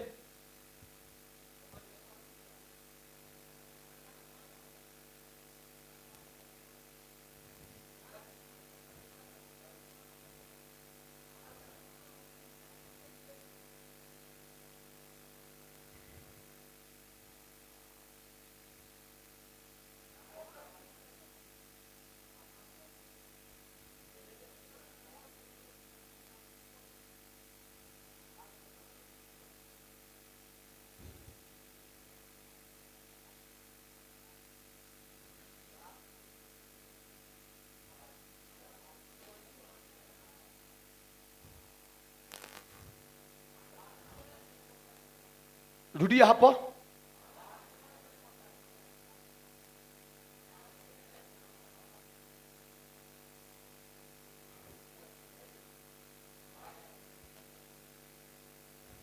Nisikize sasa nikuhubirie kidogo. Ukisoma hapo 12, wakati Ruth aliingia kwenye shamba la Boaz, kitu ya kwanza Boaz alimtambua. Namba 2, aliagiza vijana akamwambia ya kwamba msije mkamguza Ruth, muache aokote. Namba 3, Boaz alimwambia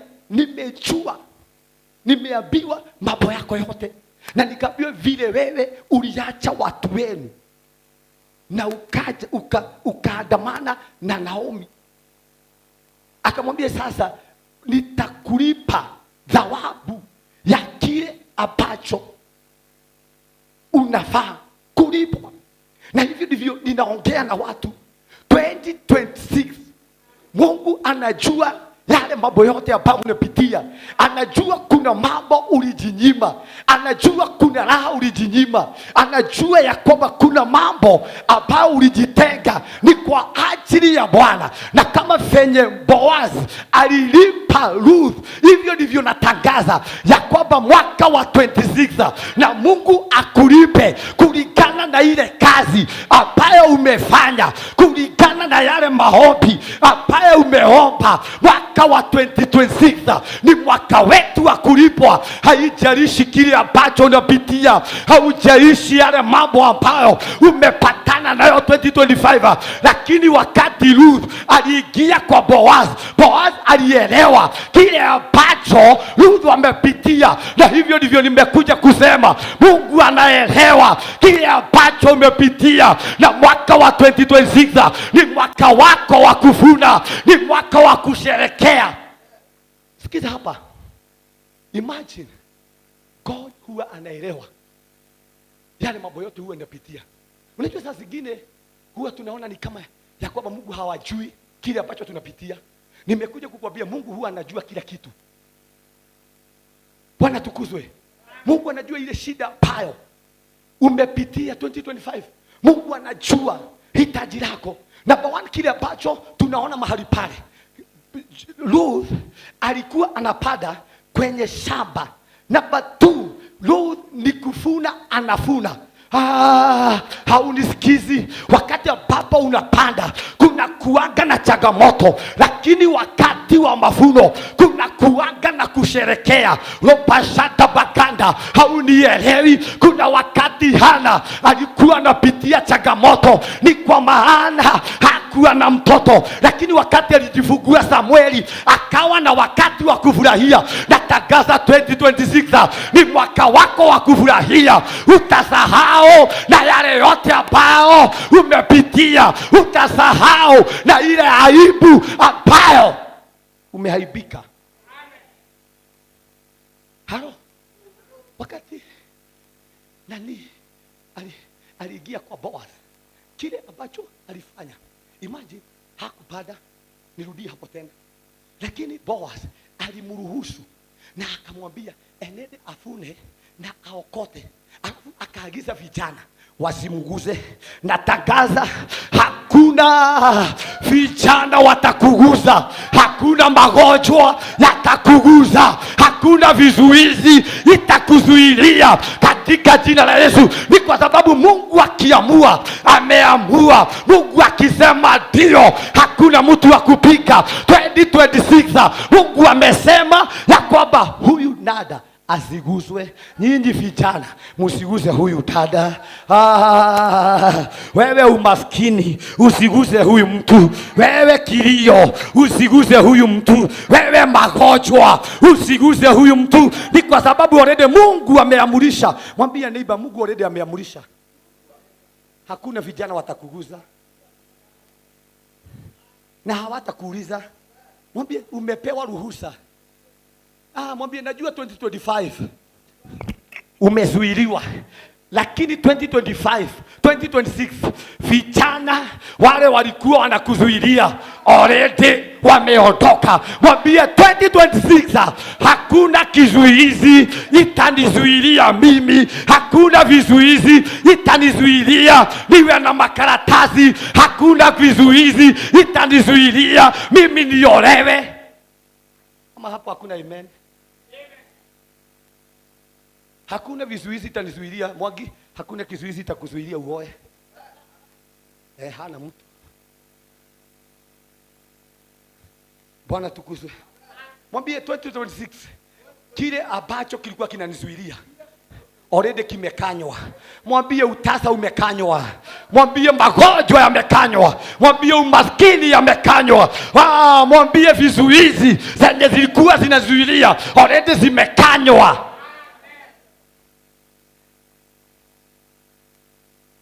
Hapa tu kile ambacho tunaona kwa Ruth ni kibali.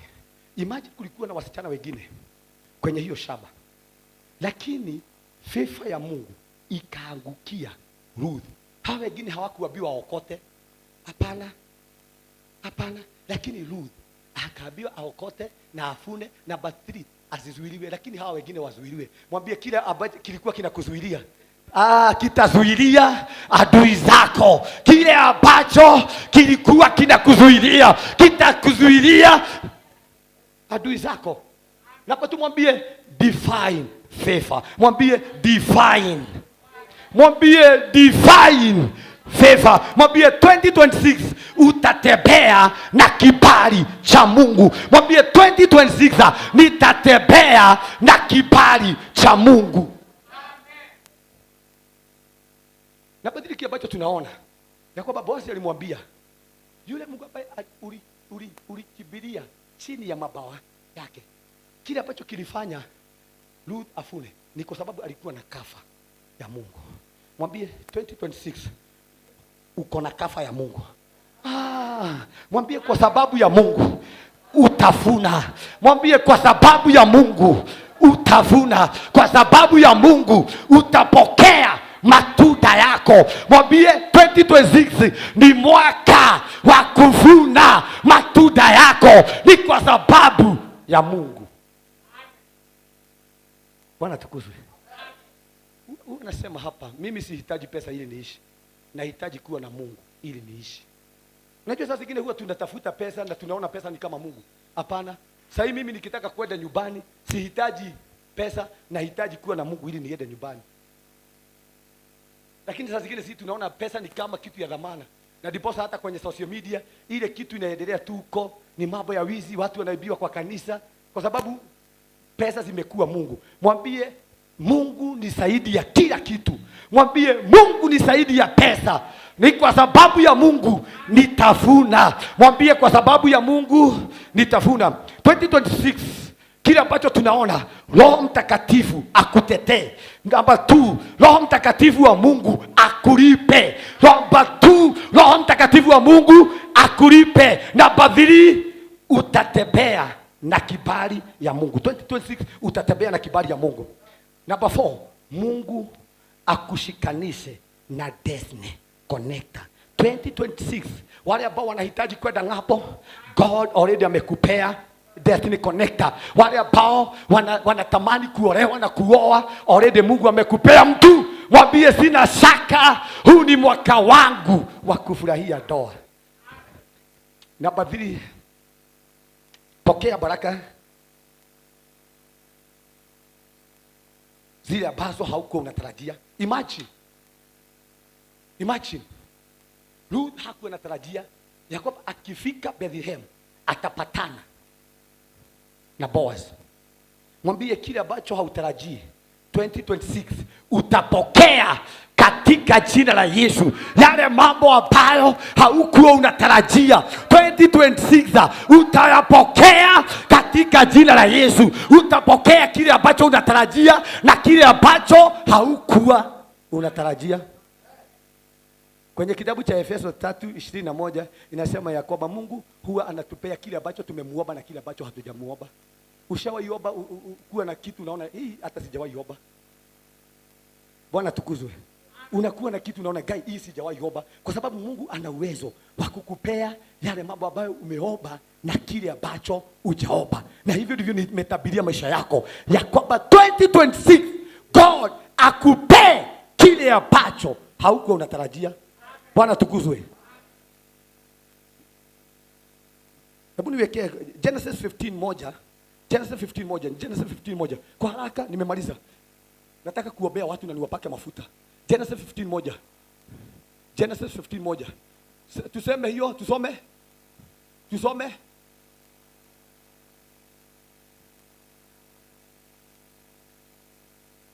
Guys, tusome vizuri watu wa Mungu. Kwani tumenini?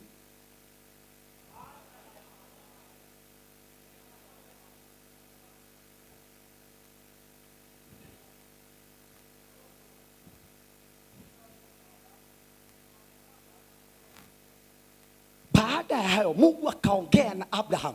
Akamwambia Abraham, usiogope, maana mimi ndiye thawabu yako itakuwa kubwa sana. Na tumesema divine harvest ni kusema ni wakati wetu wa kuvuna. Na hivyo ndivyo Mungu alimwambia ya kwamba wewe Abraham, usiogope, mimi ndiye mshahara wako. Ropashata bahata. Ninaongea na watu hapa ambao wanafanya kazi ya Mungu. Ninaongea na watu hapa ambao wanatumikia Mungu. Nimekuja kusema hapa, usiogope, Mungu ndiye hulipa hiyo kazi ambayo unafanya kwa Mungu. Tunatumikia Mungu ambaye ako na mshahara wetu. Ambia neighbor, Mungu hulipa.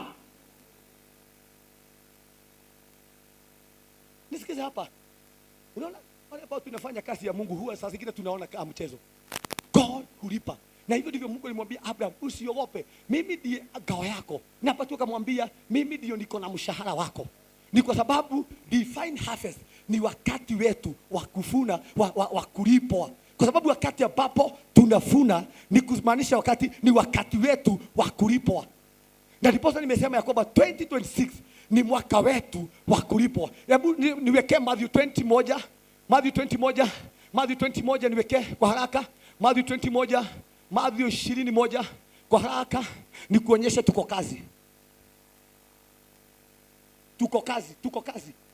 Mimi niko kazi, mimi niko boka vibaya.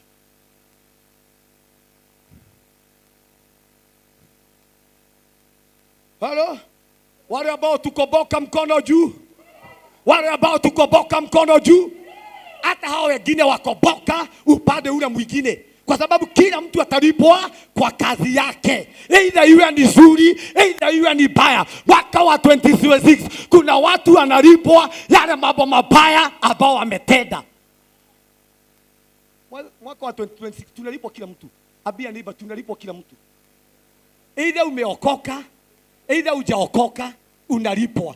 Kwa upande wako lazima ulipwe. Wale ambao wanaigilia watu wa Mungu wanalipwa. Wale ambao wanatumikia shetani wanalipwa na shetani.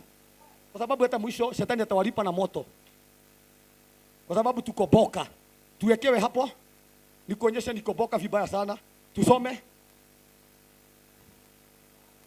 Mwambie ando mewera. Mwambie ando mewera. Mwera twewera. Na tutiragoagoa mugunda-ini wa Mwathani. Mwambie tuko kazi kwa shamba ya Mungu. Tusome hapo. Tusome.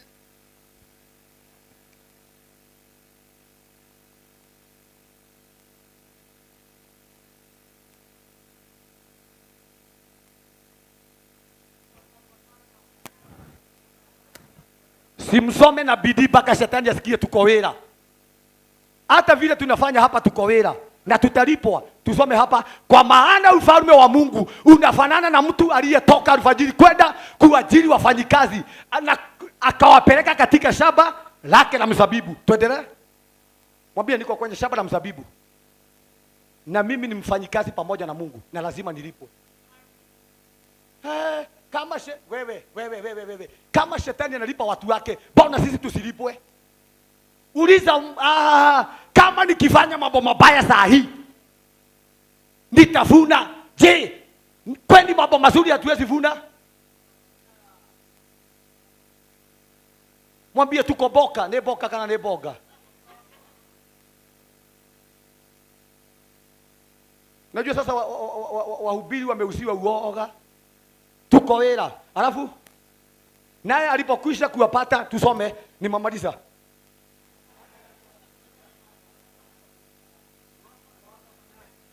Hawa waliingia kazi na nini? Waliingia kazi na contract. Mwambie niko kazi na contract ni kwa Mungu. Ngoja. Watu wa kwanza waliingia kazi na contract. Ni kwa sababu waliahidiwa watapewa dinari. Kumaanisha waliingia kazi na contract. Mwambie contract yako ikiisha lazima utalipwa. Wale ambao tunaosha hapa kanisani, contract yako ikiisha utalipwa. Mimi nikiwa church nilikuwa nafungua choo. Nisikize. Nilikuwa nafungua choo. Siweji kifuga choo kwetu, ni mimi niko naenda kufungua. Lakini nikifungua hiyo choo, nilikuwa naambia Mungu nilipe. Kuna wakati niliita Mungu. Mimi natumikia Mungu ambaye husikia. Nikamwambia gaika raha hadi. Keti hapa chini Mungu. Niambie hivi ndivyo unalipanga watu wako. kwa sababu nilikuwa nimepitia aibu na changamoto. Kuna jamaa aliniacha na gari kutoka town, akaniambia hata nibeba na gari. Nilitoka town miguu mpaka Nairobi, mpaka Dadora. Nilikuja nikikerereza Mungu. Mungu, wewe hivi ndivyo unalipaka watu wako vibaya? Mungu akaniambia ngojea. Ushawaiteteza Mungu? Kaa hapa. Wewe Mungu haukuona vile nimehaibika?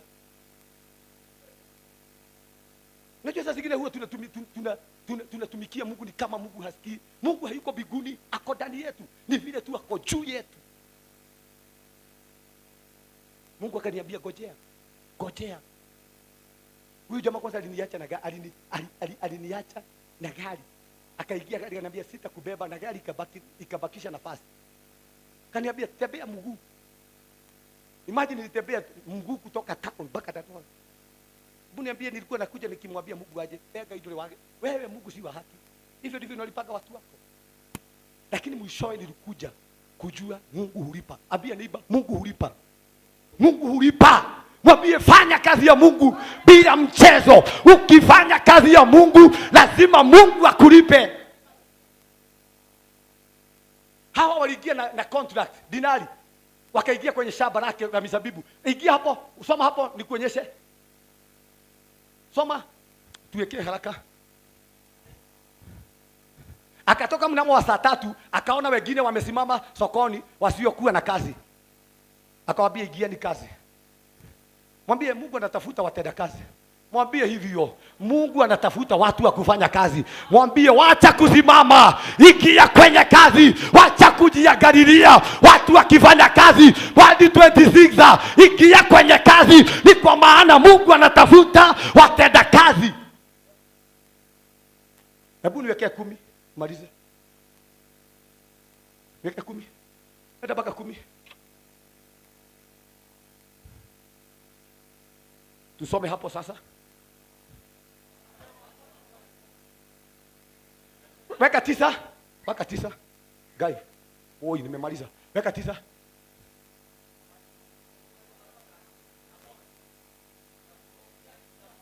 Walifanya nini?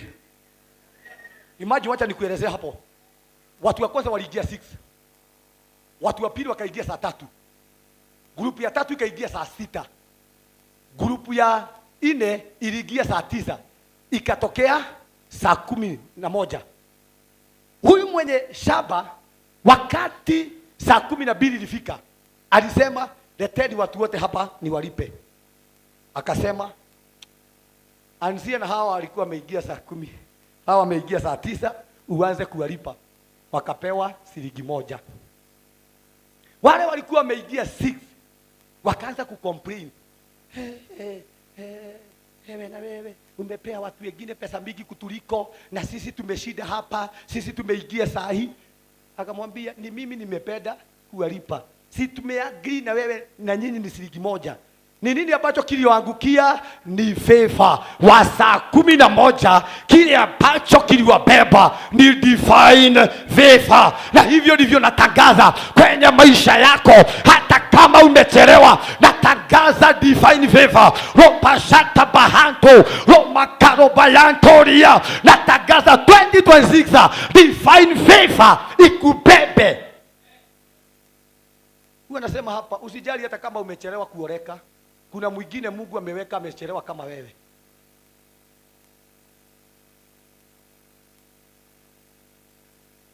Mungu amemake sure Israeli amechelewa kama wewe ili mpatane. John.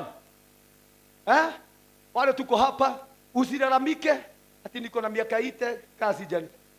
Kuna mtu ako na 85, hata yeye anatafuta waite.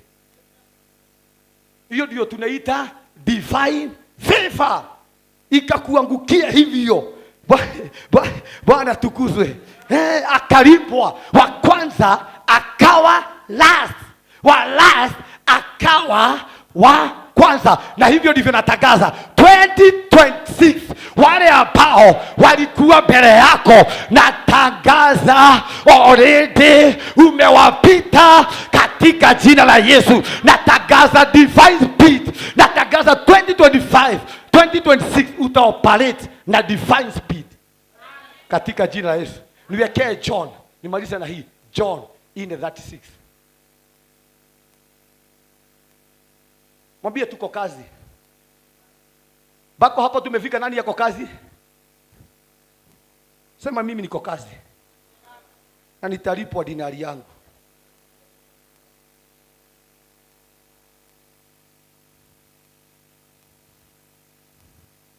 Weka 35. Tusome hapo. Ndiposa tunasema mwaka wa 2026 ni mwaka wetu wa reward, ni mwaka wetu wa malipo. Ni mwaka wetu wa kulipwa, ni mwaka wetu wa kupokea mshahara. Ni mwaka wetu. Nasemaje? Tusome.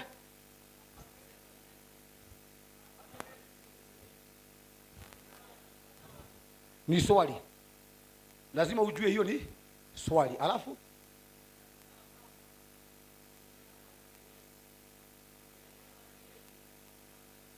Goja inasemaje? Inueni. Kumaanisha kuna watu wako na macho hawajui wakati ambapo tunafuna. Mwambie 2026 inua macho yako. Ni mwaka wangu wa kuvuna. Ropa shada bahanda. Nimekataa roho ya upofu. 2025 naelewa ni mwaka wangu wa kuvuna. Nasema inueni macho yenu. Kwa maana useme ni bado miezi 4 ndipo yakuja mafuno. Tazama mimi nawaambieni, inueni macho yenu mtazame mashamba ya kuwa yamekwisha kuwa meupe tayari kwa mafuno. Kama meupe kirogeta watia kiroho.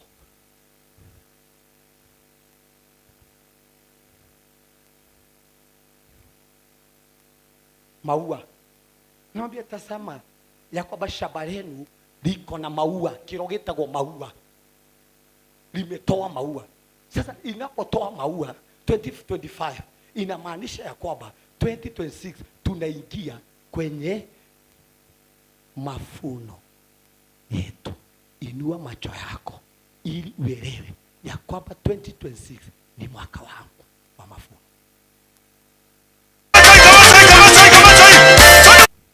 Tayari kwa mafuno. Endelea hapo nyuma, hapo mbele.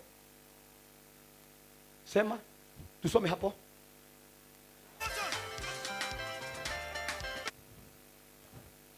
Tusome turudie tu kidogo.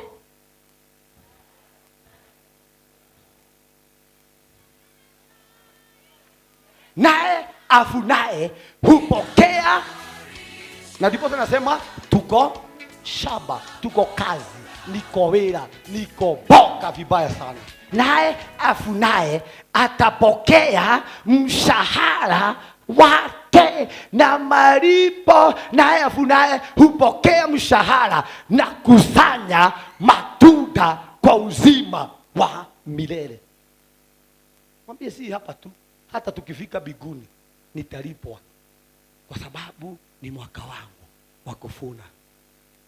Nasema turudi hapa, tusome hapa mwisho nimalize. Ili yeye apataye na yeye avunaye wapate kufurahia. Ngoja, ili yeye apataye na yule avunaye wapate kufurahia. Mwambie 2026 ni mwaka wangu wa kufurahia. Kile ambacho kilikuwa kinazuilia nifurahie ndoa yangu already kimeondoka. Kile ambacho kilikuwa kinazuilia nifurahie mavuno yangu already kimeondoka. 2026 ni mwaka wangu wa kufurahia. Ushawahi kuwa na pesa? Ushawahi enda town kama hauna pesa? Wangapi washawahi tembea town na hauna dururu? Unasikiaga chipo ikinukia ukiwa pale mlango kubwa na inapikiwa tao. Bwana tukuzwe. Ama ni mimi peke yangu? Lakini ukiwa na pesa, hata hiyo harufu usikiagi. Kwa sababu najua ya kwamba unaweza ingia tu kwa hoteli yote ukule. Lakini ukiwa hauna kitu, hata nyama, nani hii miguu unasikia ikinukia vizuri. Lakini ukiwa na pesa, sitakagi hiyo miguu. Mwambie 2026 ni mwaka wangu wa kufurahia. Mwaka 2026 lazima nifurahie kile ambacho nimepanda. Mwambie kuwa tayari kuvuna, kuwa tayari kupokea mshahara wako. Bwana tukuzwe. Na hivyo ndivyo nimesema. Number one, nimaliza tu. Kulingana na Hebrew Bible, define harvest inamaanisha reward. Hebrew inaitwa wakar, yenye inamaanisha payment of contract. Kama venye tumeona Mathayo 20 kuanzia hapa moja, waliingia kazi na contract. Number 2 ni salary. Number 3 ni maintenance, matengenezo. Number 3 ni kutengenezwa kwa maono. God anakuandaa kutengenezwa kwa maana. God anakuandaa na 2025 tulikuwa tunaandaliwa ili tuingie kwenye mafuno yetu. Bwana tukuzwe. Kuna mafuno mara kama 6. Kuna mafuno ya tumbo, kwa sababu Biblia inasema ya kwamba watoto ni matunda. Hana alifuna, alikaa bila kufuna. Sara alikaa bila kufuna, lakini alifuna. Na ndipo tunasema ya kwamba God anatuandaa. Ende usome kwenye Biblia, wale wa mama wote walikaa bila watoto. Mwishowe kila mtu alipata mtoto wake. Hakuna mwenye alibaki kuwa tasa. Na wale watoto ambao walijifungua hawakuwa watoto ovyo ovyo, walikuwa watu wa maana. Mwambie 2026 God alikuwa ananiandaa. Nitapokea mshahara wangu. Mimi niko kazi na contract. Bwana tukuzwe. Sasa zingine sisi ndio tunacheza. Hata ukiambia ukuje hapa kanisani mapema, unakuja hapa saa 5. Sasa utalipwa nini? Kusema ukweli, utalipwa isipokuwa tu FIFA ikuangukie. Ukiambiwa tu fanye kazi ya Mungu. Mimi najua Mungu hulipa. Kama shetani hulipa, hata Mungu hulipa. Bwana tukuzwe. Shetani hulipa. Watu hufanya madhabihu na huko wanapeana watoto wao. Sisi kwa sababu already Mungu alipeana Yesu ili tusije tukapeana watoto wetu. Tunaamini ya kwamba God anatulipa. Bwana tukuzwe. Hiyo ingine ni benefit. God anakulipa na faida. Mwambie 2026 nalipwa na faida. Mwambie nalipwa na faida. Mwambie 2026 nitalipwa na faida. Kile ambacho nimefanyia kazi nitalipwa na faida. Hiyo ingine ni utalipwa vizuri. Higher price. Utalipwa vizuri. Kama vile Ruth alilipwa, hakulipwa hivyo, alilipwa vizuri. Mwambie 2026, mwambie wacha kulala. 2026 utalipwa vizuri. Hiyo ingine ni malipo ya dhamani. Malipo ya dhamani. Utalipwa malipo ya dhamani. Utalipwa malipo ya dhamani. Hawa walilipwa malipo ya dhamani. Nimalisha na hii. Niko na mambo mingi. Number 26 in Hebrew, kwa sababu tuko 2026. Nimalisha na hii. 2026. Number 26 in Hebrew letters. For God's sacred name, Yahweh, ni symbolic ya define completeness ama ukamilifu wa kiungu. Na kwa sababu tunaingia kwenye mwaka wa 2026, tunaingia kwenye ukamilifu wa kiungu. Ukamilifu wa kiungu. Number 1, tunaingia kwenye God presence. Number 26 inamaanisha God presence. God presence. Kwa hivyo mwaka wa 2026 kutakuwa na uwepo wa Mungu. Mwambie 2026 nitatembea na uwepo wa Mungu. Number 1. Naongea mambo 5 nimalize. 2026 ni oneness ama umoja, dominion, authority, fullness and Holy Spirit. Kwa sababu number 26 ni holy number. Meaning ya number 26 ni wealth and prosperity. Kwa hivyo mwaka wa 2026 ni mwaka wa wealth and prosperity. Kwa maana number 26 inalinganishwa na number 626, meaning ni namba ya malaika. kulingana na Hebrews inalinganishwa na 626 ambayo ni namba ya malaika. Inuka na miguu yako. Inuka tu, inua mkono wako. Nataka tu nikupake mafuta, nikuombee, nikupake mafuta tu, nipake mikono yako mafuta, nitangaze haya mambo. Nisikize hapa. Nisikize hapa, nisikize tu kidogo. Nisikize hapa kidogo. Nisikize hapa kidogo. 2026 kutakuwa na flow ya pesa. Sikiza hapa. Kama kuna mwaka utakuwa na pesa, uende uandike hapo. Kama kuna mwaka utakuwa na pesa mingi, ni 2026. Na uandike. Kenya kutakuwa na mapesa mingi mpaka tunashindwa zingine zimetoka wapi. 2026 kutakuwa na flow ya pesa Kenya. Na nilisema 2026 kutakuwa na opportunity, kutakuwa na milango mingi ambayo itafunguka. Na hivyo ndivyo natabiria maisha yako ya kwamba 2026 kutakuwa na opportunity kwenye maisha yako katika jina la Yesu. Tunafungua hiyo milango ya kwenda ng'ambo, hiyo milango ya makaratasi, hiyo milango ya kuoa, hiyo milango ya pesa tunaifungua katika jina la Yesu. Sikiza, God akaniambia 2026 ni mwaka wa kulipwa. Sikiza. Kutakuwa na mambo ambayo itapiduliwa. Kutakuwa na kuinamishwa kwa mambo. Nisikize, wale ambao wanajiona ni kama wamekochu watapiduliwa, watageushwa, na wale ambao wako chini watainuliwa. Raboshata bahanto rakamashata bakanda wagwa wa 2026 natangaza Mungu akayainue maisha yako katika jina la Yesu. Na kataa roho ya aibu katika jina la Yesu.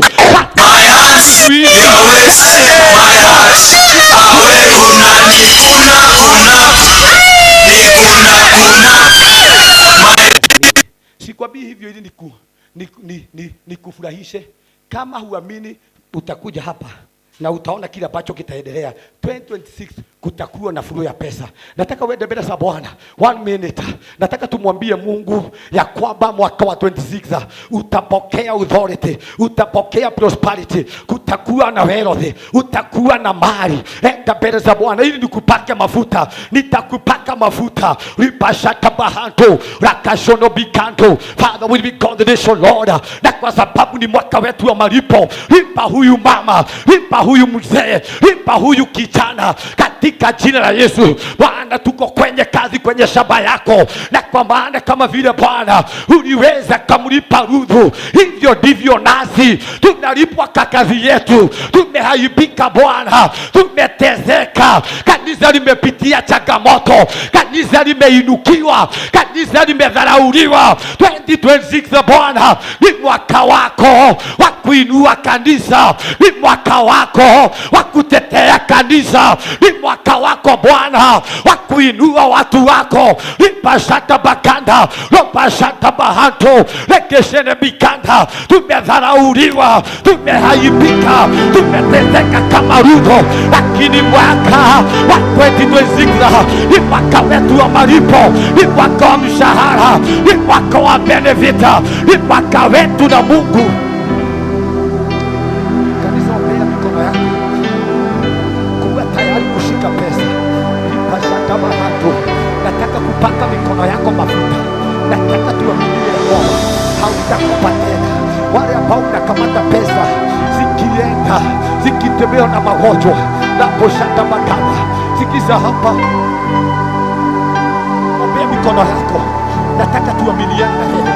Kabla sijakupaka mafuta, nataka kuombea hiyo mikono na nipake mafuta hiyo mikono, nikamate pesa zako hazitabaratika katika jina la Yesu.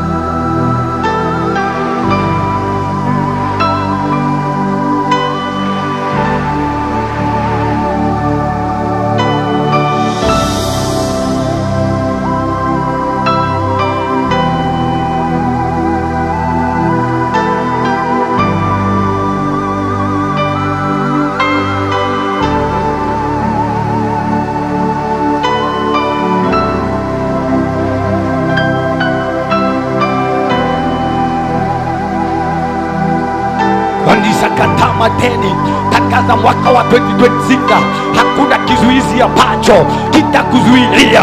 Hizo vizuizi za waganga tunaziondoa kwa moto, hizo vizuizi za wachawi tunaziondoa kwa moto. Na nenea mikono yako imebarikiwa katika jina la Yesu. Tunavunja hizo agano za madeni, tunazivunja kwa moto. Hizo agano baya, agano za utasa, tunazivunja kwa moto, tunazivunja kwa moto. Zivunjike kwa moto, zivunjike kwa moto, in the mighty name of Jesus.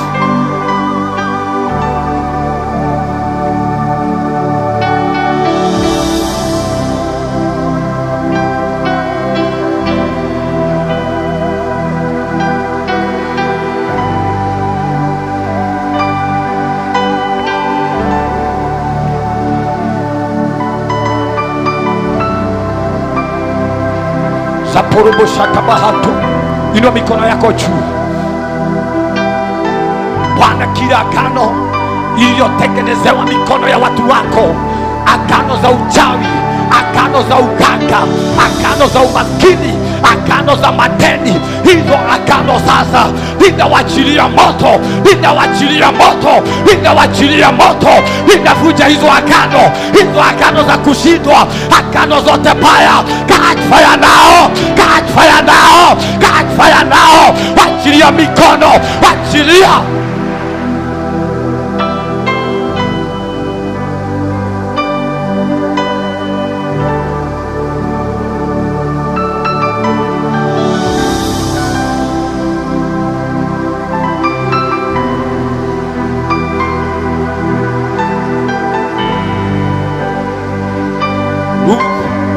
Wakati alifika kwa Boaz, kile ambacho walipata ni rest. Natangaza rest kwako, natangaza pumziko kwako. Pumzika mama, umeteseka ya kutosha, umeteseka kwa toa, umeteseka kwa madeni. Natangaza pumziko, nawachilia pumziko, nawachilia pumziko, nawachilia pumziko. Natangaza rest, natangaza rest.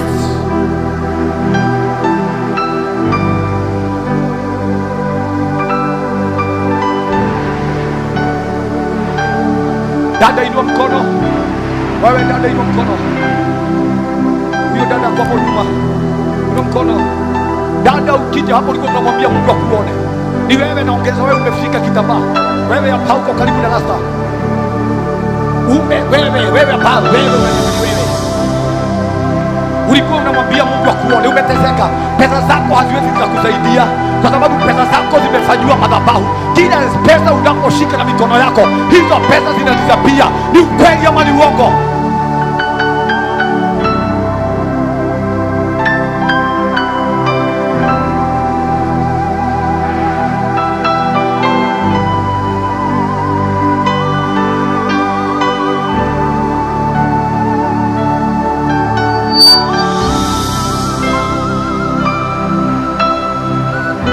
Nisikize.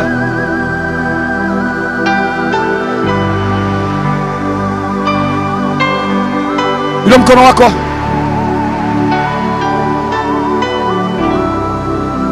Leo tunaacha utaza hapa, tunaacha umaskini hapa. Nisikize hapa. Niwekewe beti haraka. Enda mbele za Bwana 1 minute, obea hiyo mikono yako. Obea mikono yako, tangaza kila agano imetengenezewa kwa mikono yako. Agano zote baya tunazivunja, hizo agano za madeni, hizo agano za kurithi.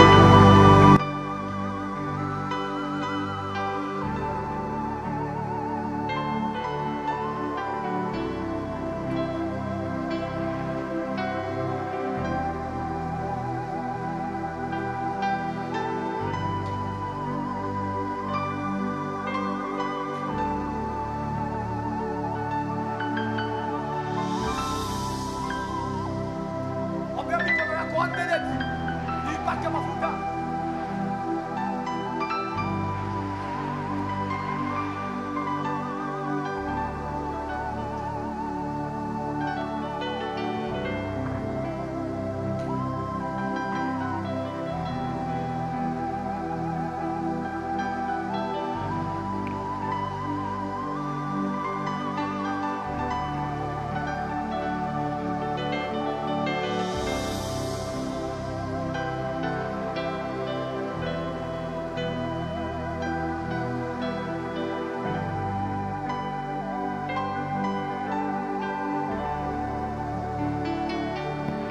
Siku ya leo ni siku ya mwisho ya mateso yako, ni siku ya mwisho ya aibu kwako.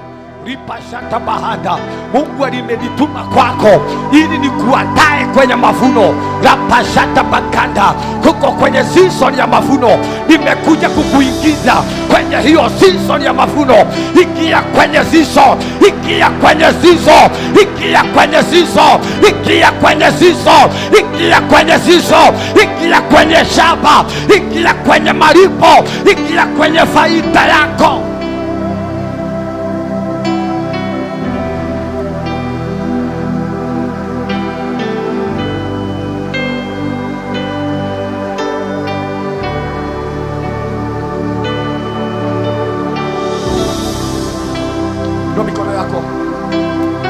Inua mikono yako kwa imani. Sema, Bwana Yesu, kila minyororo iliyofunga mikono yangu, minyororo ya uchawi, minyororo ya kwetu, hiyo minyororo sasa ikamate moto, ikamate moto, ikamate moto, ikamate na Jesus. Na wachilia ukombozi, na wachilia ukombozi, na wachilia ukombozi, na wachilia ukombozi, na wachilia ukombozi.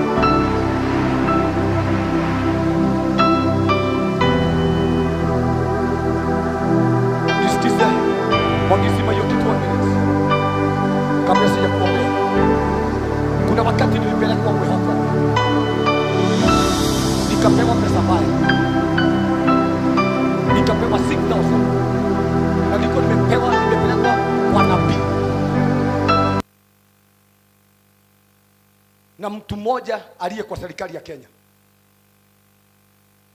na nilipata watu wengi. Kwa hiyo mpaka wake wa viongozi wengine kuweko kwenye serikali, kwa huyo mama mwenye hana miguu.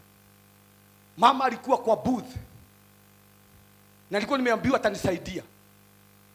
Wakati niliingia kwa huyo mama, kulitokea jiwa mbili, moja ikasimama pande hii na ingine ikasimama pande hii. Yule mtu alikuwa anapagisha watu line, akasema, akabia huyo mama ati jiwa zinasema nipeleke mikono yangu. Nikapeleka mikono kwa huyo mama, akashika mikono yangu, akaniambia, unapopata shida huwa unakujia pesa hapa. Nikitoka hapo nisikia ni kama nimevaa kofia. Mama akainama chini, akanipea bahasha yenye ilikuwa na 6,000. Kupewa hizo pesa, mimi shida yangu ya maisha yangu ilianzia hapo. Huyo mama akakaa, akatumana twende Gong tukafuga, na wakati huo siku nimeokoka, nikakataa. Mama alikujia pesa zake. Usiku nikiwa kwa kitanda, nilikuwa natemewa mate kila time, nasikia ni kama nyoka kwenda unapata uso wako umejaa mate. Naelewa kile ambacho nasema. Tulikuwa tunapigwa, mchanga inatoka juu kwa kitanda, kwa sababu nimechukua pesa baya. Mara ya mwisho mama mwenye alikuwa amenipeleka pale, nikamwambia huko sitarudi. Kaniambia wanakujia pesa zao, na ni ukweli walikujia. Usiku nilikosa usingizi. Kitu saa 9 nikasikia mlio wa coin. Nikaona nilikuwa kwa usingizi, nikaakisha taa. Hizo coin zikajiweka kwa gunia, zikaingia chini ya kitanda. Kutoka hapo mimi pesa, nilikuwa nashika pesa zote zinatoweka. Hakuna pesa zangu zilikuwa zinanisaidia. Nilisaidiwa na mtumishi wa Mungu mmoja. Hapo ndipo nifunulia, kaniambia, mikono yako ni ya ego, chochote ambacho unakamata ni kuua, unaua. Akaniombea mikono yangu, na hapo akanipea 1K, na hapo ndio nilianzia maisha yangu ya pesa. Inua mikono yako. Natangaza kila roho ambayo imekamata pesa zako, na kama pesa zako zimefanyiwa madhabahu, tunavunja hayo madhabahu. Hayo madhabahu ya uchawi, hayo madhabahu ya uganga, tunayavunja kwa moto, tunayavunja kwa moto, tunayavunja kwa moto. Achilia pesa za watu, achilia baraka zetu, achilia kwa moto, achilia kwa moto, achilia kwa moto, in the mighty name of Jesus. Wakati mwingine nikaombea agent mwingine hapa, akaniambia pesa zao zetu, ukimpea pesa zako huwa wanapeleka kaburini pale Thika, Kiadutu ama Lang'ata, analarua pesa zako, akilarua anaziweka kwa kaburi. Sasa wewe utastruggle kushika pesa, na ukishika haitakusaidia kwa sababu redi zimekishikanishwa na roho ya kifo. Inua mikono yako, sema Bwana Yesu, ikiwa pesa zangu zimezikwa kaburini ama zimelaruliwa na adui, nimetangaza kuanzia siku ya leo, nafuja hiyo agano, nafuja hiyo agano, nafuja hizo agano, nafuja hizo agano, nafuja hizo agano, in the mighty name of Jesus. Nisikize hapa, kuna mtu tulikuwa tunapea pesa zetu, mimi na mke wangu, tukimpea anaenda anazika kwa shamba, na ni mtu wa karibu nasi. Ukimpea hata kama ni 100, anaenda anaweka kwa shamba, alafu anaanza kuzinenea. Unapata unastruggle kwa pesa, ni kwa maana pesa zako zilizikwa na zikanenewa maneno. Inua mkono wako, sema kila maneno yalinenewa pesa zangu, hayo maneno tunayakanzo, tunayakanzo, tunayang'oa, tunayang'oa, tunayang'oa, tunayang'oa, tunayang'oa, tunayang'oa, in the mighty name of Jesus.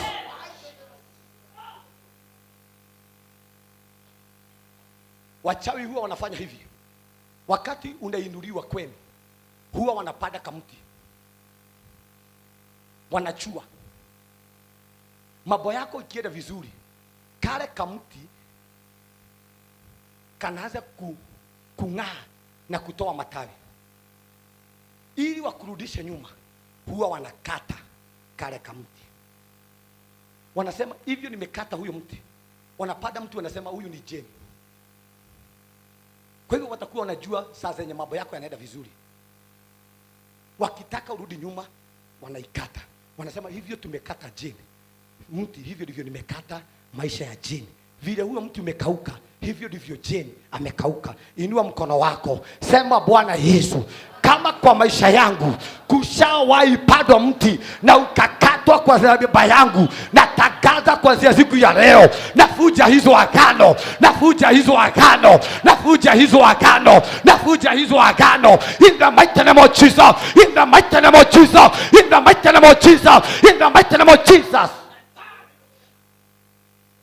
Kwetu nilikuwa nimepadiwa mti hivyo, mimi huwa nahubiri pamoja na mimi ni kitabu. Kuna wakati kwetu miti, sitaelezea vizuri sana. Mimi nilikuwa napada miti, brother yangu anapada miti. Yangu yote inakuja inakatwa, ya brother yangu inaachwa. Ikifika inawachwa. God akaninenea, kwa sababu nilikuwa na struggle, mpaka nashindwa na kulipa nyumba, nashindwa na kulisha hii familia yangu. Mungu akaniambia, enenda ng'oa hiyo miti, kwa sababu hiyo miti ndio imewekwa agano. Wakati niling'oa, nikasema haitakatwa tena, kwa sababu ilikuwa inakatwa kila mwaka na ilikuwa inakatwa kila Disemba. Ikikatwa narudi siro. Mimi sijawahi pea watoto wangu sikukuu. Nilikuwa nafilisika Disemba, nilikuwa nakosa fare ya kwenda nyumbani kila Disemba, na hiyo kila Disemba hiyo miti ilikuwa inakatwa Disemba. Na huwa nahubiri haya mambo kwa sababu najua, na Mungu ameniita kwa sababu ya haya mambo. Inua mkono wako, sema Bwana Yesu, naamini nguvu ya ufalme, na kwa sababu ya ufalme maisha yangu, jamii yangu, mikono yangu, baraka zangu zimefunguliwa. Hakuna utasa, hakuna umaskini itanivuga tena. Natangaza kila minyororo iliyovuga maisha yako, minyororo ya wachawi, minyororo ya waganga, tunaichoma na moto, tunaichoma kwa moto. Catch fire now, catch fire now, in the mighty name of Jesus.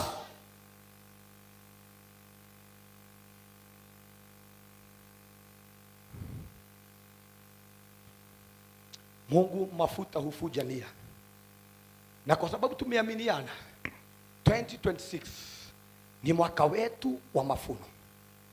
Bwana, nimetakasa haya mafuta, na kwa sababu mafuta hufuja nia, natangaza haya mafuta yakafungue maisha ya kila mmoja mahali hapa.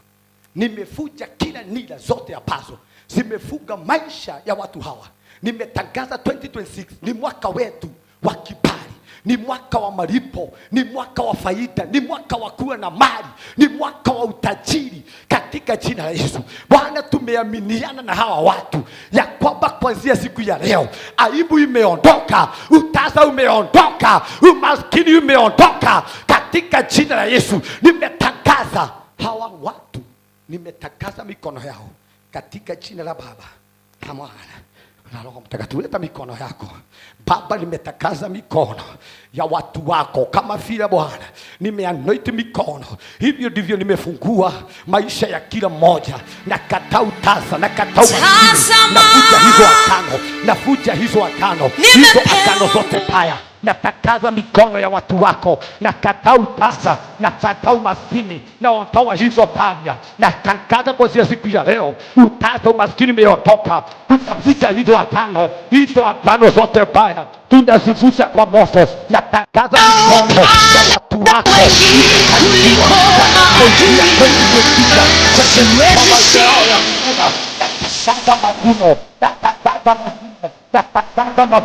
Tatakaza mavuno, tumeaminiana ya kwamba mwaka huu ni mwaka wetu wa kuvuna.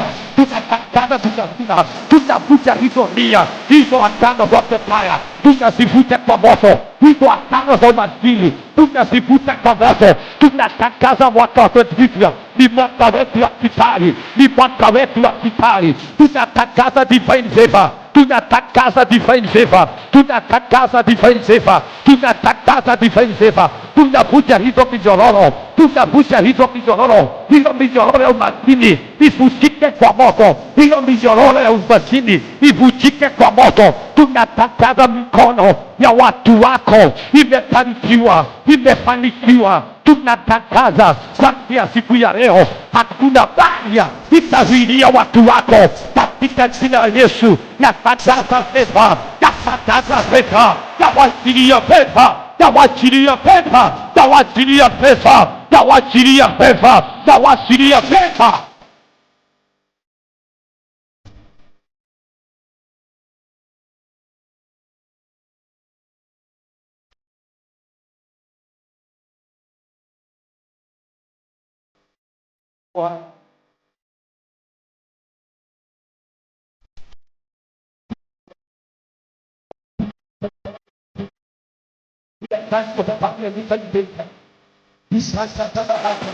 Watakamata pesa, watakopa, watajenga, watafanikiwa, wataendelea. Simekamata roho ya kutoendelea, hiyo roho ya kutoendelea. Usifanye, Baba usifanye, Baba usifanye, Baba usifanye. In the mighty name of Jesus, in the mighty name of Jesus, in the mighty name of Jesus.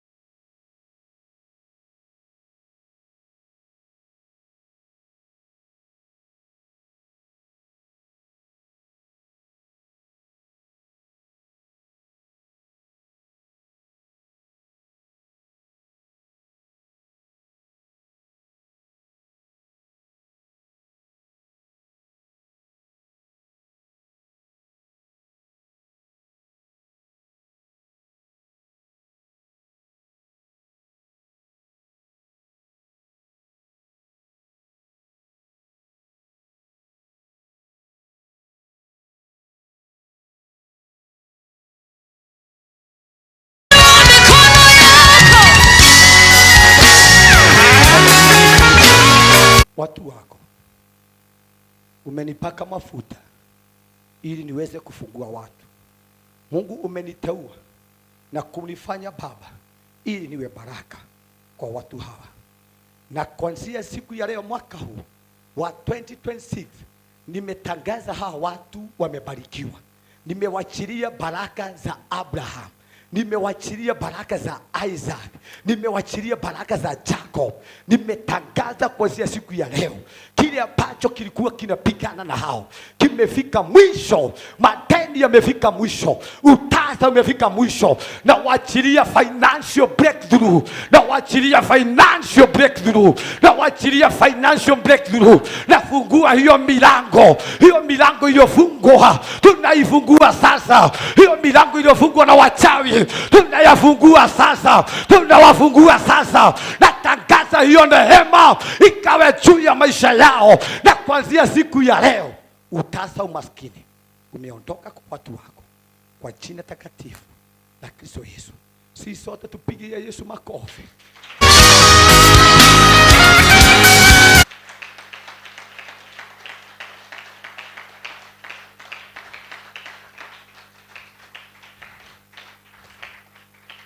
Nitamuita Ian atupeleke kwa kipindi cha uimbaji kidogo, tuibe mwaka mpya na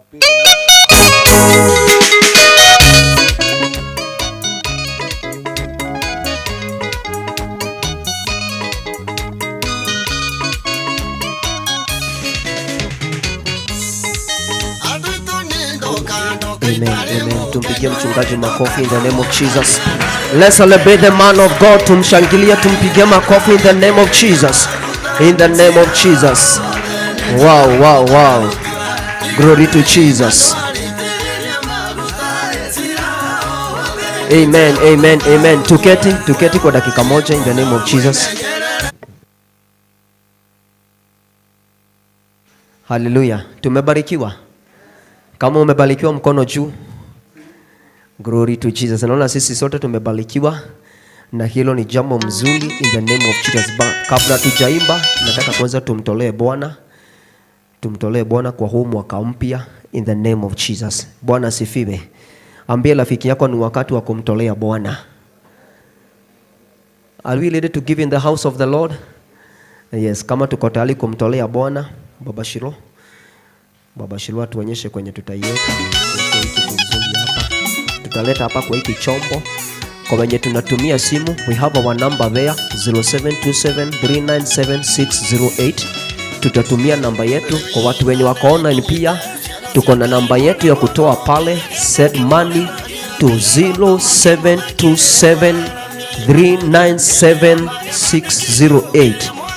0727397608. Tunaweza onyeshwa ile namba pale, na pia tunaweza ekewa kwa screen. Pia 0727397608. Hiyo ndio namba yenye tutatoa nayo in the name of Jesus. In the name of Jesus. Yes, tutoe kwa nyumba ya Bwana.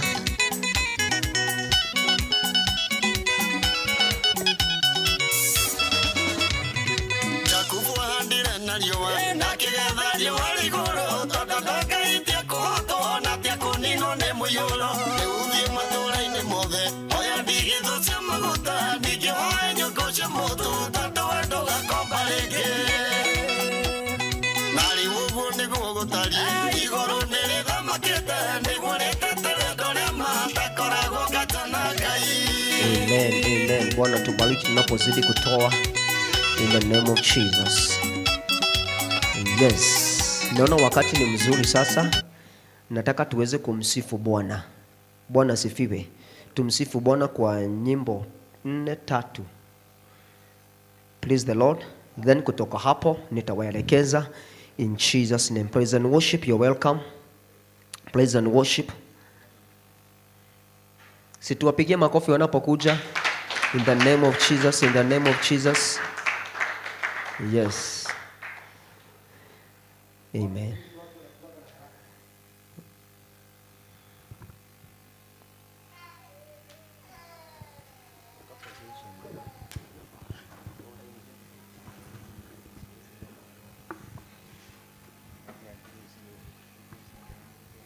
Praise Jesus. Amen. Tusimame tafadhali.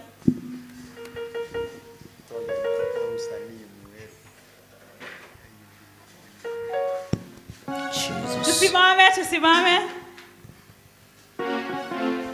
Happy New Year. Happy New Year. Happy New Year, brethren.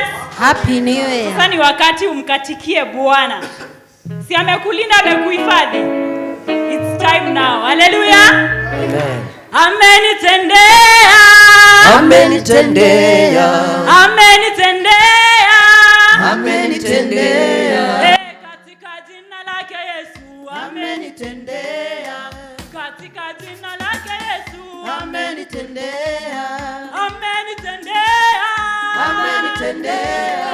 Amenitendea. Amenitendea. Amenitendea jamani. Amenitendea.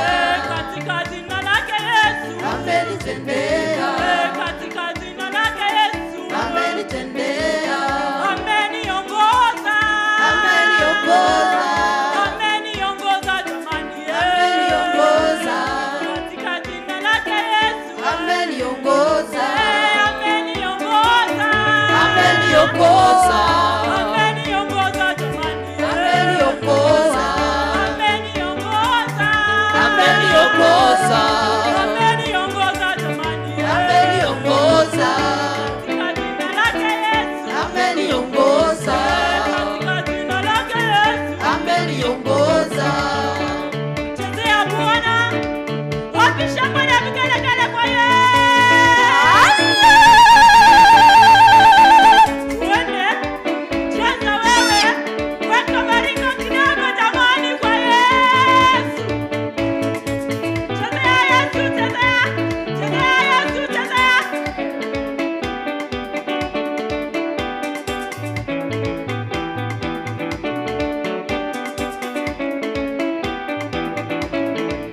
Nataka ucheze kama Mfalme Daudi sasa. Mfalme Daudi alicheza. Mfalme Daudi alicheza. Cheza, cheza. Cheza kama Daudi. Mfalme Daudi alicheza. Mfalme Daudi alicheza. Cheza, cheza. Cheza, cheza. Cheza, cheza. Cheza kama Daudi. Mfalme Daudi alicheza. Mfalme Daudi alicheza. Cheza, cheza. Cheza kama Daudi. Mfalme Daudi alicheza. Mfalme Daudi alicheza. Cheza, cheza. Cheza, cheza. Cheza, cheza. Cheza kama Daudi. Mfalme Daudi aliruka. Mfalme Daudi aliruka.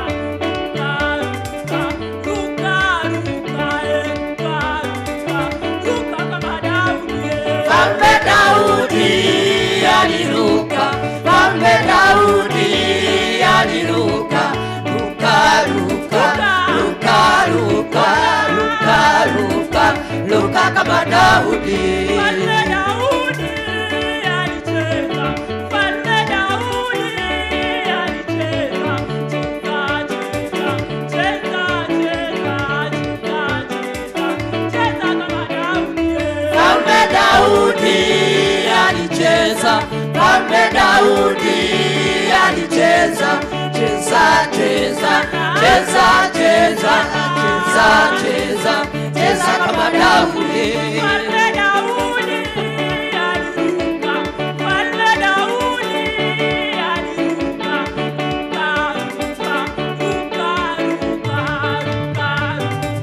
Ruka kama Daudi. Mfalme Daudi aliruka. Mfalme Daudi aliruka. Ruka, ruka. Ruka, ruka. Ruka, ruka. Ruka kama Daudi. Haya. Watakatifu twende. Twende, twende. Watakatifu twende. Twende, twende. watakatifu twende, twende, twende, watakatifu twende, twende, twende, watakatifu twende, twende, twende, watakatifu twende, twende, twende, watakatifu twende, twende, twende, watakatifu twende, twende, twende.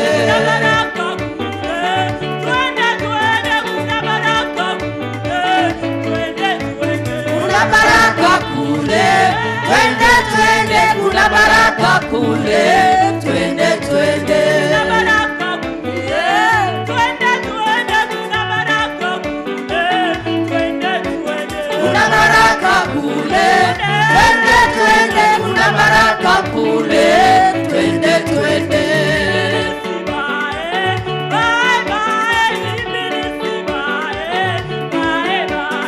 Ibilisi bye, bye, bye, Ibilisi bye, bye, bye, Ibilisi bye, bye, bye, Ibilisi bye, bye, bye, Ibilisi bye, bye, bye, Ibilisi bye, bye, bye.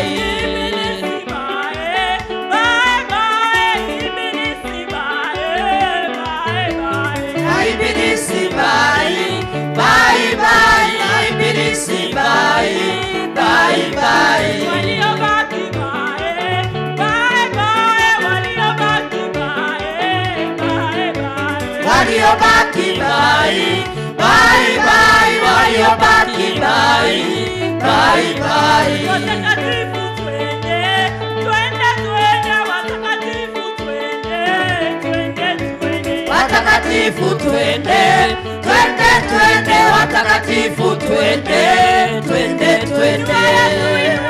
Inua Yesu, inua. Inua. Inua Yesu, inua. Inua. Bariki Yesu, bariki. Bariki. Bariki Yesu, bariki. Bariki. Bariki Yesu, bariki. Bariki. Shangwe na vigelegele kwa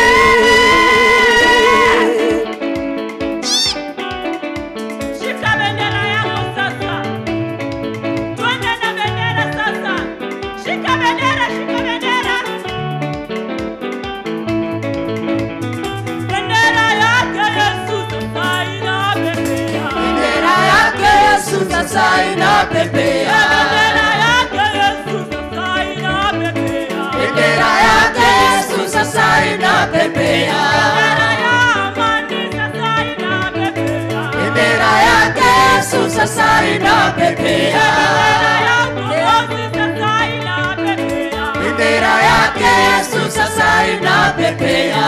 Bendera ya amani sasa inapepea. Bendera yake Yesu sasa inapepea. Peperusha bendera ye. Peperusha, peperusha bendera wewe. Bendera yake Yesu sasa inapepea. Bendera yake Yesu sasa inapepea. Bendera ya amani sasa inapepea. Bendera yake Yesu sasa inapepea. Bendera ya wokovu sasa inapepea. Bendera yake Yesu sasa inapepea. Wale anago, wale wasome, but you are the most high God. There is none like you. All the other gods, they are the works of men, but you are the most high God. There is none like you, Jehovah. You are the most high.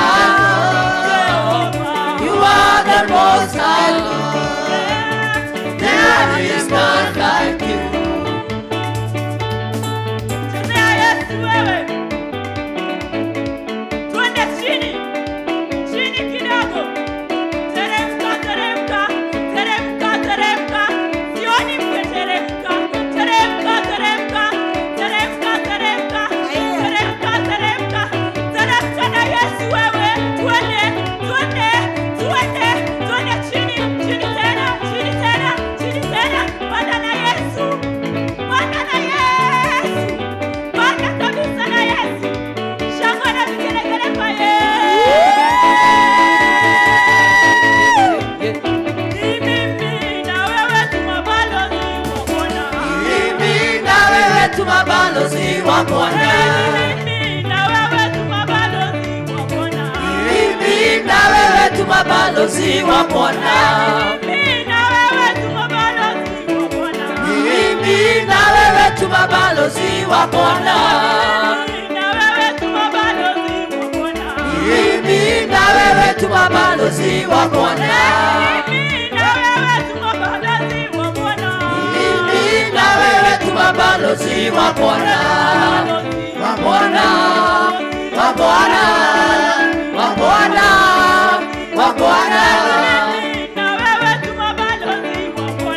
Mimi na wewe tu mabalozi wa Bwana. Mimi na wewe tu mabalozi wa Bwana. Wa Bwana, wa Bwana, wa Bwana, wa Bwana.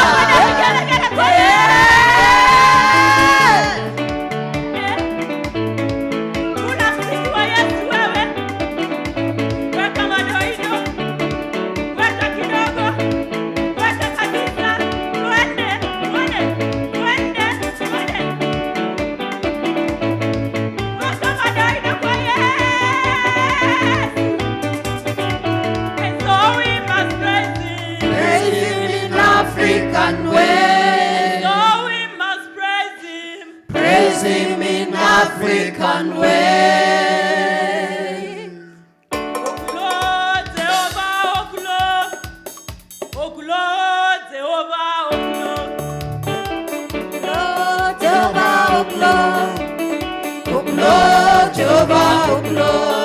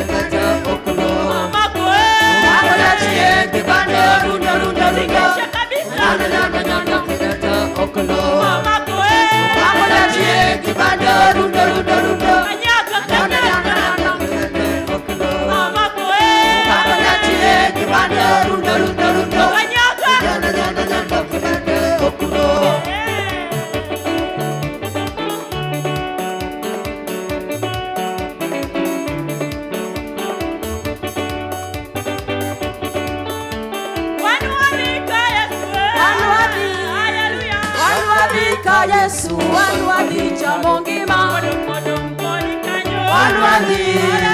wanwadi ka Yesu wanwadi chamongima wanwadi ka Yesu wanwadi chamongima wanwadi ka Yesu wanwadi chamongima wanwadi ka Yesu wanwadi chamongima wanwadi ka Yesu wanwadi chamongima.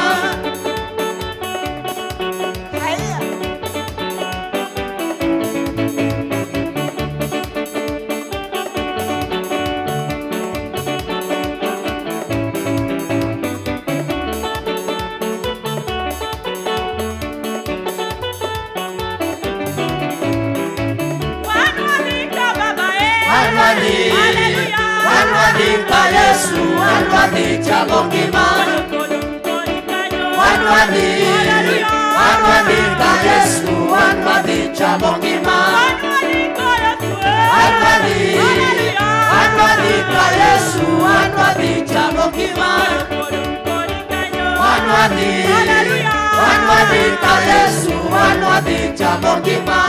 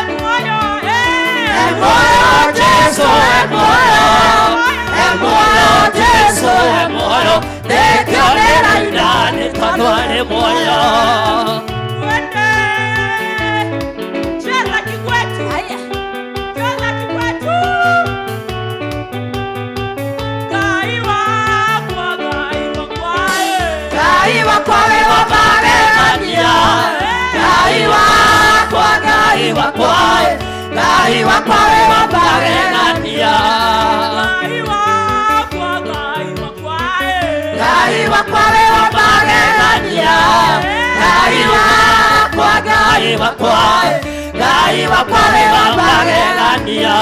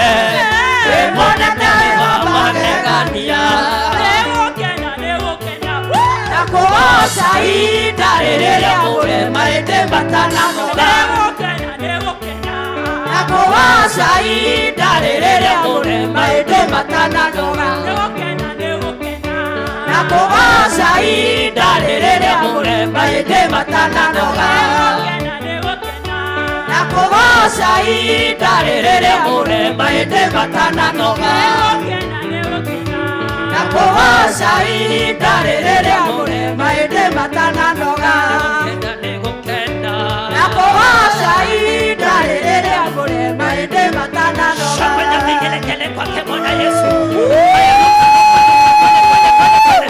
Lukia Bwana Chamele. Luka, twende. Kama umefurahia Lukia Bwana.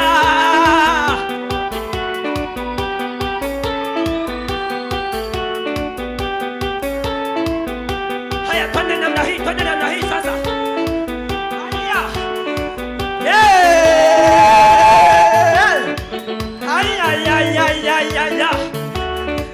Haya.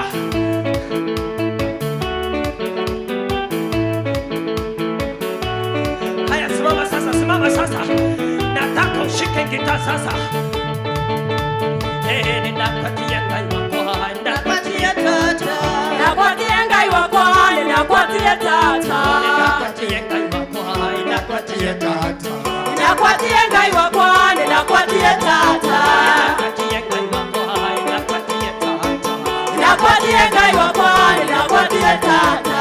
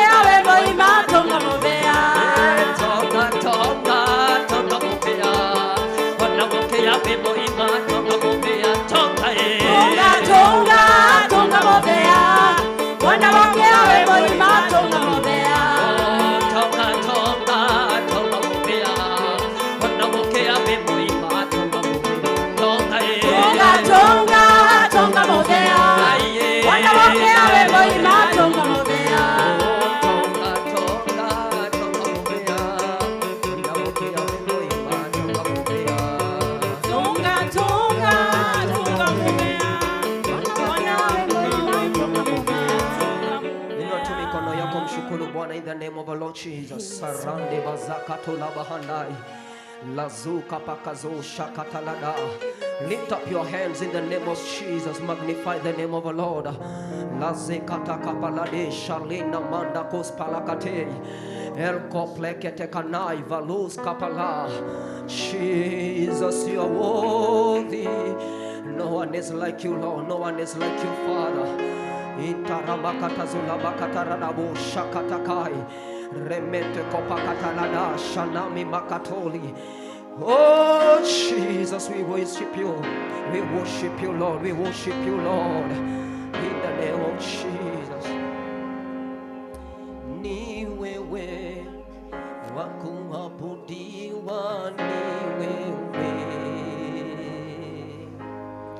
Ni wewe wa kuabudiwa, ni wewe. Wa kupewa sifa na utukufu na heshima, ni wewe.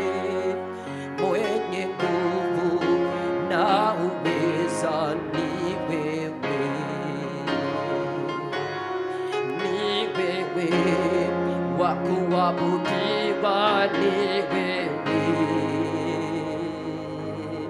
Ni wewe wa kuabudiwa, ni wewe. Wa kupewa sifa na utukufu na heshima, ni wewe. Mwenye nguvu na uweza, ni wewe. Ni wewe wa kuabudiwa, ni wewe. ni wewe.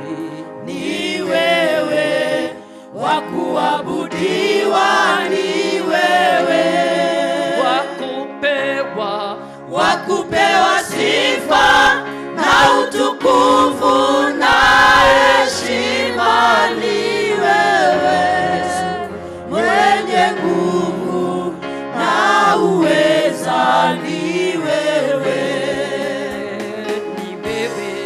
Ni wewe wa kuabudiwa, ni wewe. Ni wewe. Ni wewe wa kuabudiwa, ni wewe. Wa kupewa sifa na utukufu na heshima, ni wewe. Mwenye nguvu na uweza, ni wewe. Ni wewe wa kuabudiwa, ni wewe. Ni wewe wa kuabudiwa, ni wewe. Wa kupewa sifa na utukufu na heshima, ni wewe.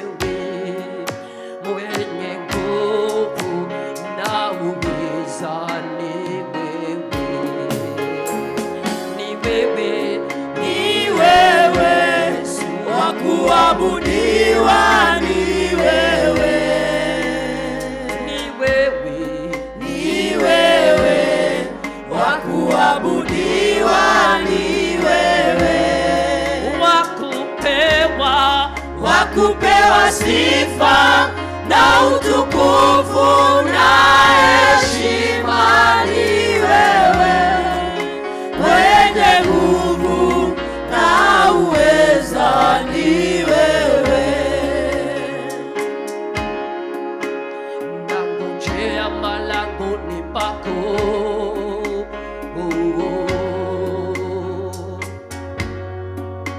nasubiri malangoni pako, Yesu. Nangojea malangoni pako,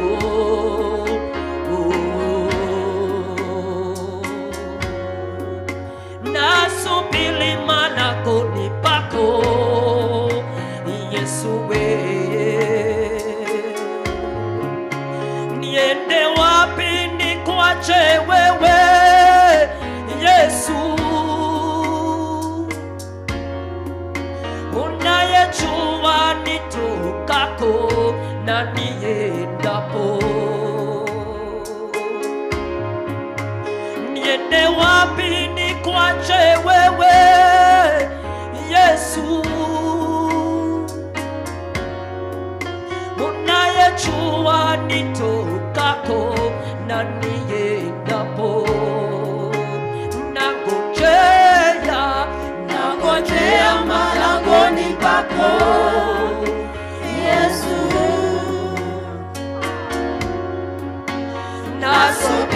malangoni pako Yesu, nangojea nangojea malangoni pako Yesu,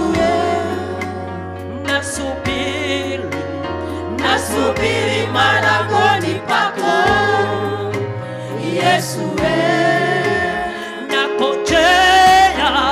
nangojea malangoni pako Yesu,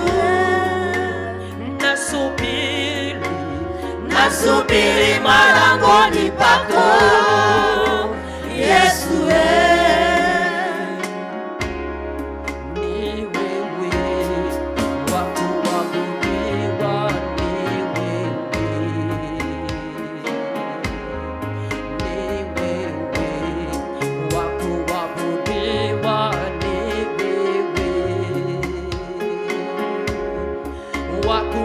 sifa na utukufu na heshima ni wewe, mwenye nguvu na uweza ni wewe, ni wewe, ni wewe wa kuabudiwa, ni wewe, ni wewe, ni wewe wa kuabudiwa, ni wewe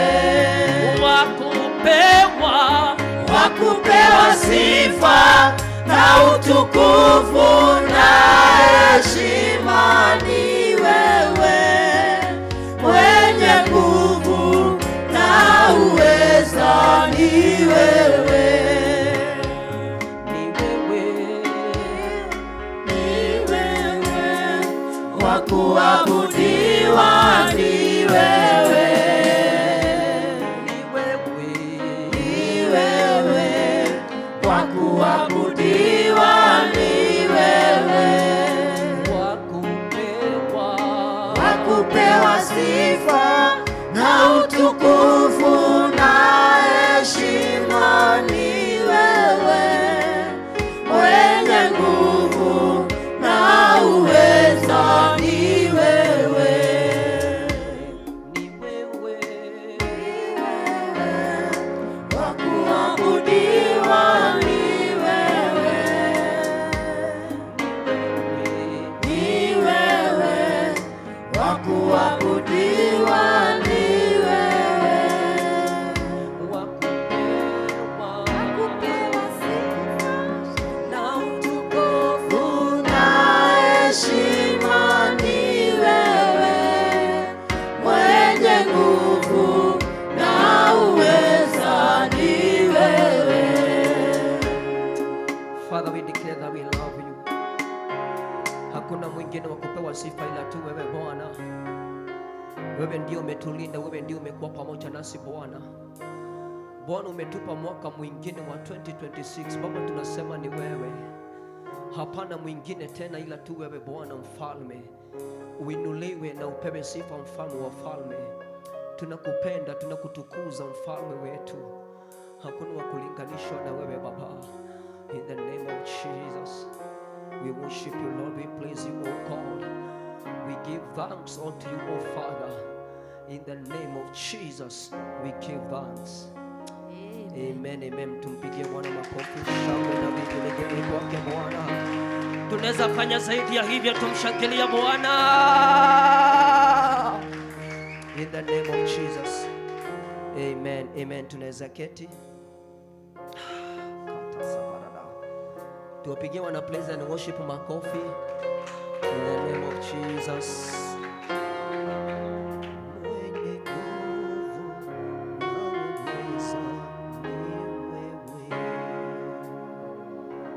Wow.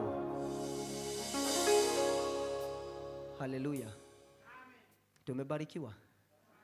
Kwa wakati huu nataka tumpigie Baba Shilo makofi anapokaribia hapa. Tumpigie makofi in the name of Jesus. Tumpigie makofi vizuri katika jina la Yesu.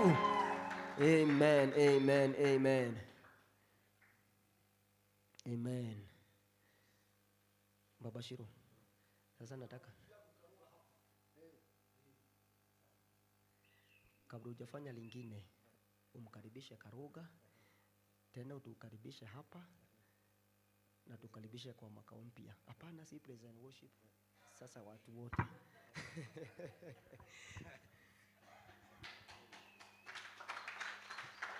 Yes, praise the Lord. Happy New Year. Happy New Year. Yes, glory to God, kwa maana ametufanya tuwe mwaka mpya na tuone mwaka mpya tukiwa na utukufu mpya. Bwana asifiwe. Mkijua vile mnakenga, vile mnameremeta, ni kwa ajili ya Bwana. Kwa hivyo tunashukuru Bwana, ni kwa ajili ya yote ambao amekuja siku ya mchana wa leo, usiku wa leo kuja kukesa pamoja nasi. Tuko na wageni. Kama ni mgeni, inua mkono tu. Inua tu mkono tu mahali ulipo. Tutakupigia makofi kwa mahali ulipo. Inua tu mkono. Yes, tuwapigie makofi mzuri. Wenyeji tupiga makofi mzuri zaidi ya hivyo. Sisi tuseme wabarikiwe. Wabarikiwe sana na Bwana watende mema na karibuni sana. Na ukipata nafasi nyingine, karibu sana mahali hapa. Mahali hapa sisi hatunaga mambo mengi. Hivyo umeona ndivyo kuna kuaga. Huku hakuna sarakazi na hakuna vibwebwe. Si kusema hata tumesimamisha sarakazi juu ni mwaka mpya, hapana. Hapa tunahubiri neno la Bwana, tunafunza neno la Bwana, tuna practice the word of God as per word of the God. Tunaelekea katika haya madhabahu hivyo. Na tumebarikiwe sana na tumewashukuru kwa maana mahali kwingine mgeenda, lakini mkaondea ni vyema mmoja mara hapa. Lakini najua mmebarikiwa. Wakati mmebarikiwa? Yes, mbarikiwe sana. Mkirudi kwenu muende na salamu. Na ikiwezekana kama kuna mtu hana mahali anaendaga, CCI 13, this is the place to be. Bwana asifiwe. Kuwa mahali hapa, ubarikiwe pamoja nasi na uone Bwana anavyokuelekeza, kwa maana mahali hapa tunaelekezwa na neno la Bwana. Nataka nikaribishe Karuga afungulie wageni ushuhuda na utapata kubarikiwa. Tumesikia kuna rafiki wa mchungaji ako mahali hapa, na pia ni rafiki wa madhabahu haya, kwa maana sio mara yake ya kwanza. Najua kwamba ni rafiki wa karibu na ni rafiki anayeitika mwito. Wakati wote anaposikia tuko na mkesha, huyu brother sijai mkosa. Kwa hivyo ni brother mzuri, na ukiona mtu mahali anaenda na anarudi, ni mahali ambapo ni pazuri. Kwa hivyo nataka tukaribishe Karuga atuibie wimbo moja, kwa maana nimesikia kwamba ni mwimbaji. Tumpige makofi mzuri anapokuja mpaka afika mahali hapa. Yes, barikiwa sana. Barikiwa sana. Kwa hivyo brother Karuga, karibu sana. Pate watu wa Mungu. Thank you. Bwana asifiwe. Amen. Nimekubalika kuwa hapa. Yes. Thank you. Amen. Sio kawaida na sio wengi huanga wanakubalika kuwa hapa. Amen. Kuangalia watu wakiwa huko chini. Yes. Bwana asifiwe. Amen. Hebu nisalimie hivi kama unanipenda. Na kama unaniona nisalimie tu hivi bila mambo mengi. Happy New Year. Happy New Year again. Happy New Year again. Huyu wasemi Happy New Year. Thank you. Niko na furaha sana kwa siku ya leo, kwa sababu nimefikisha miguu yangu mahali hapa. Pastor Samuel ni rafiki yangu sana. Sijui ni muite rafiki ama ni muite my brother, yule mkubwa kuniliko, maana tumetoana habari. Bwana asifiwe. Na wakati niliona kona mkesha, niliailisha ya kwetu, nikamwambia mimi nakuja huku. Bwana asifiwe. So, Kenya nimefanya, nimetoka kwangu, nikakimbia kwetu church, nikaomba mchungaji wangu ruhusa, nikamwambia kuna mahali pengine naenda. And that's why I'm here. Bwana asifiwe. Ile kitu imenifurahisha sana, kwa sababu siku ya leo ni ya maana kwangu. Bwana asifiwe. Sija kuja peke yangu. Bwana asifiwe. I have a partner. Bwana asifiwe. Ndiye kana ni guka haha kana kumugeithia hari ari. Bwana asifiwe. Etekera tu, kubali tu kusimama tu, waifu watu tu hivi. Naitwa Dorcas. Ndio huyo. Thank you. Hiyo ni mke wangu. Wengine mchungaji kuna humjui. Sasa ndiye huyo. Officially nimemtangaza mbele ya madhabahu. Kwa hivyo siyuko single tena. Bwana asifiwe. Nataka kuimba wimbo moja. Mimi ni mwimbaji na tena natumikia Mungu kwa njia mingi ambazo zinamfurahisha. Twewira wagotungatira Ngai. Tuko kazi. Si ndio? Hata uimbaji ni kazi. Nataka kuimba wimbo moja yangu kwa sababu siku ya leo niko na furaha. Gwenda kuina rwimbo rwitagwo Ngorogenu. Niko na nyimbo mingi sana ziko pale YouTube. Najiita Charles Karuga. Charles Karogo, ukienda huko nyimbo zangu mingi ziko pale. So lakini siku ya leo wacheni niimbe hiyo wimbo, maana kunalo jambo nimesikia likinifurahisha. Ukisikia limekufurahisha tu piga makofi, na sijui DJ ama tusimame na DJ yoto he volume. Goto horero kalo hiyo gotu. Ka volume kidogo DJ.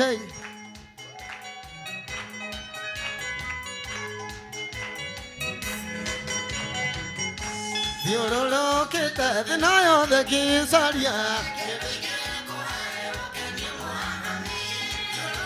Que te vero y no que salía ya muy quiero te digo con algo que ni na todo di yo na que go como dani amo quiere digo con área coro ya qua amo quiere tu yuri ta gi cano todo da ko eri me te coro que no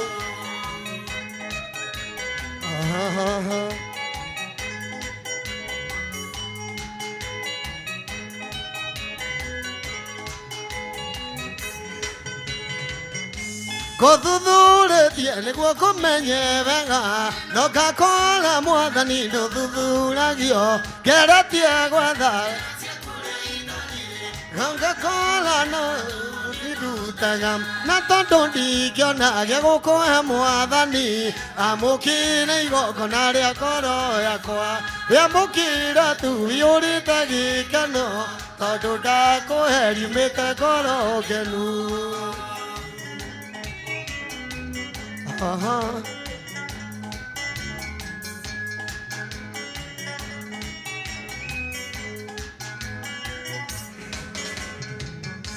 Ogwo kunyo no mutheti gwanda tarie hena thogora mwathani unduteire na gutire na ihaki Ngai wetirie ni wendo waku wanyoneire wikaro na tondu ndingiona gĩa gũkũhe mwathani amũkĩra igongona rĩa ngoro yakwa rĩamũkĩra tu yũrĩte gĩkeno tondũ ndakũhe riumĩte ngoro ngenu. Hihi ngoro yaku nĩ ngenu we?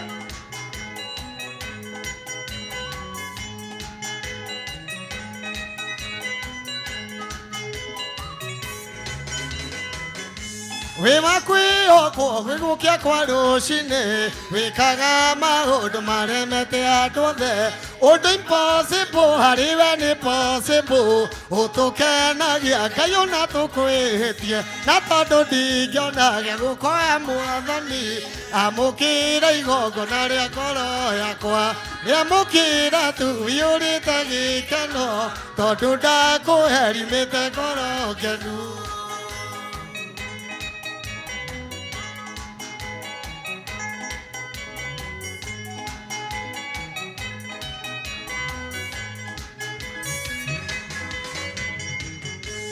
Eri wiki uga jora nyumbe hariwe igirira ku na thiothe ni yaku kayukiria uthio waku hari nie igithie kuna njira ya na tondu ndingĩona gĩa gũkũhe mwathani amũkĩra igongona rĩa ngoro yakwa rĩamũkĩra tu yũrĩte gĩkeno tondũ ndakũhe riumĩte ngoro na tondũ ndingĩona gĩa gũkũhe mwathani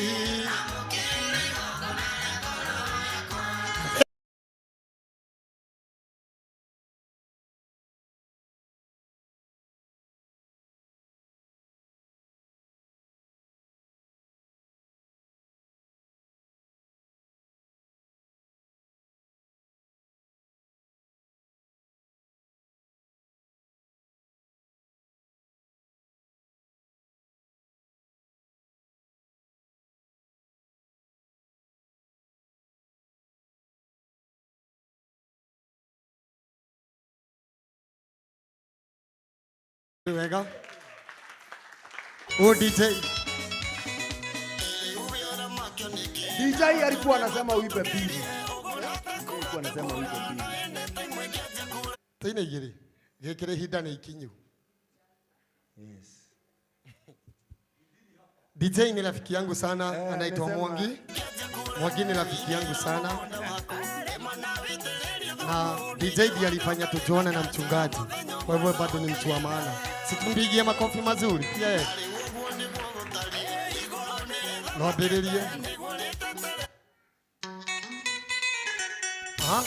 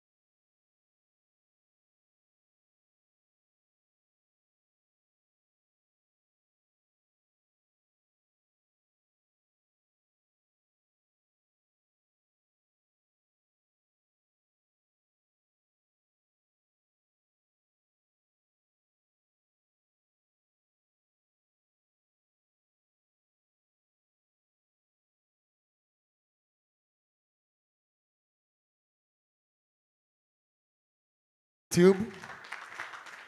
Icio ingĩ tũcikore kũrĩa YouTube. Wathi YouTube usalite uskaruga, utakuta nyimbo zangu zote pale. Hizo na zingine mingi. Bwana asifiwe. Amen. And may God bless you. Maandĩko mauga thĩinĩ wa ibuku rĩa Danieli atĩ Danieli kĩroto-inĩ akĩona mũtĩ mũnene wĩ handũ taũni gatagatĩ. Naguo warĩ na honge nene. Bwana asifiwe. Amen. Na honge icio nĩ ciarĩ na ũruru mwega. kigokona giki kikirogia na ururu mwega Amen. uria uriroragirwo ni andu othe aria mari thiini wa bururi uyu Amen. Mwathani arogocwo Amen. naguo mutu ucio ngirotwika kigokona kiria kihanditwo guku Amen. hoke icio ku kirotwika ni inyue mumage maciaro mecama na Amen. makenagie Ngai ithe witu. Amen. May God Amen. bless you. Amen. Amen. Yes, tumpigie makofi mzuri. Yes. Tukopese makofi yetu. Tunasemaga ukipigia mtu makofi akiwa hapa unamkopesa. Wakati utakuja hapa naye atakuja.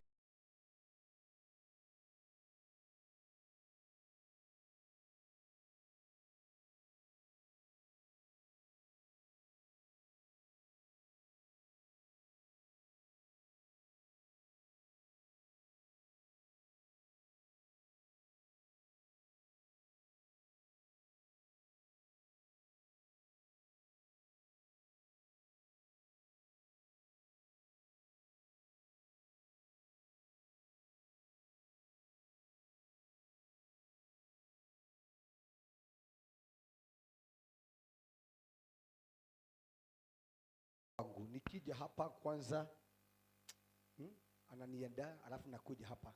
Siniwekee wimbo yangu tu one chorus. Hata mimi Karoga niwekee wimbo ya Pastor Sam moja tu, sume sume. Chorus moja tu. Sume sume. Sume sume, niwekee tu wimbo yangu sume sume, kuja hapa. Kuja hapa. Tuko kazi. Adomewera. Siniwekee chorus, one chorus. Karoga nilikuwa naiba ni mwibaji mimi. Niwekee sume sume. Uweke chorus mbili tu. Yale madhabahu ambayo yanazuilia watu wa Mungu wakose kuendelea hayana nguvu. Tumeichoma na Roho Mtakatifu wa Mungu. Watu wa Mungu lazima tuinuliwe. Hivyo ndivyo nilikuwa nimeiba. Wakati huo nikiwa kijana, saa hii mimi ni mzee. Niwekee, kwani nimepotea?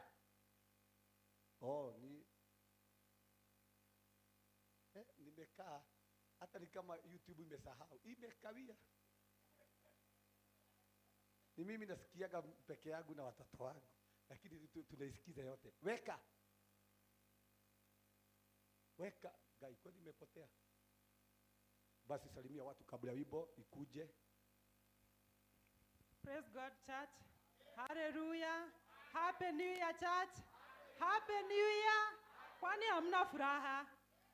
Kwa majina ni Pastor Mary Mwaura, nimeokoka. Yesu ni Bwana. Bwana Yesu asifiwe. Niko na furaha ndani ya Yesu kufuka mwaka wa 2026. Bwana Yesu asifiwe. Sijui niseme nini na sababu ya kumwambia Managiria tuthereme matire na inya twa masinga na mokiwaro andu a baba no kinya tuthereme sume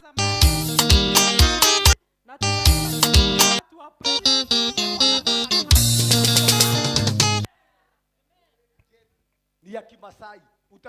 Kaa chini tu, ni ya Kimasai. Utapiga tu makofi kwa sababu ni ya Kimasai. Lakini one man guitar. Weka.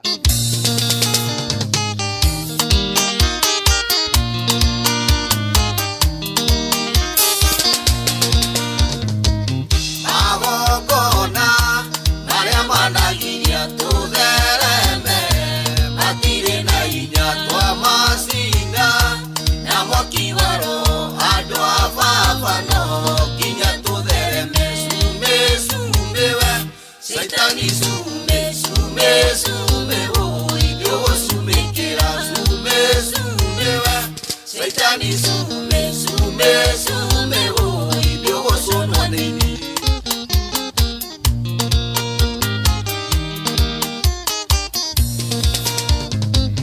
Musie wakwa ne jue wanageria kuukia ui Saitani ukaremo avagete Siana siakwa iruke siana siakwa ni kitire ni Jesu sume sume we Saitani sume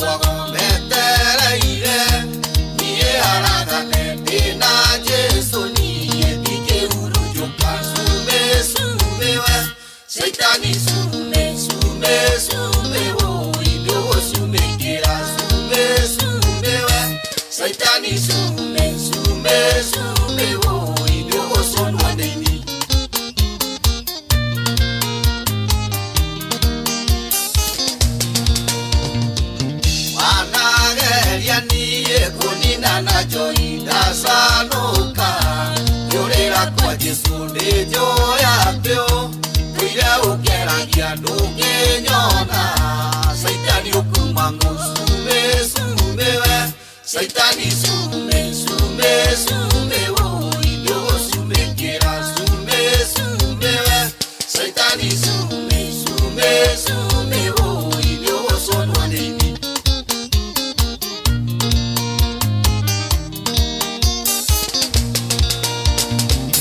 wahonoka ithuĩ nĩtwairwo hinya na wathani twathaga maroho irumi ciothe hamwe na mĩrimũ twamĩcinda na mwaki wa Ngai cume cume we Saitani cume cume cume woi ndũgũcumĩkĩra cume cume we Saitani cume cume cume woi ndũgũconwo nĩ ini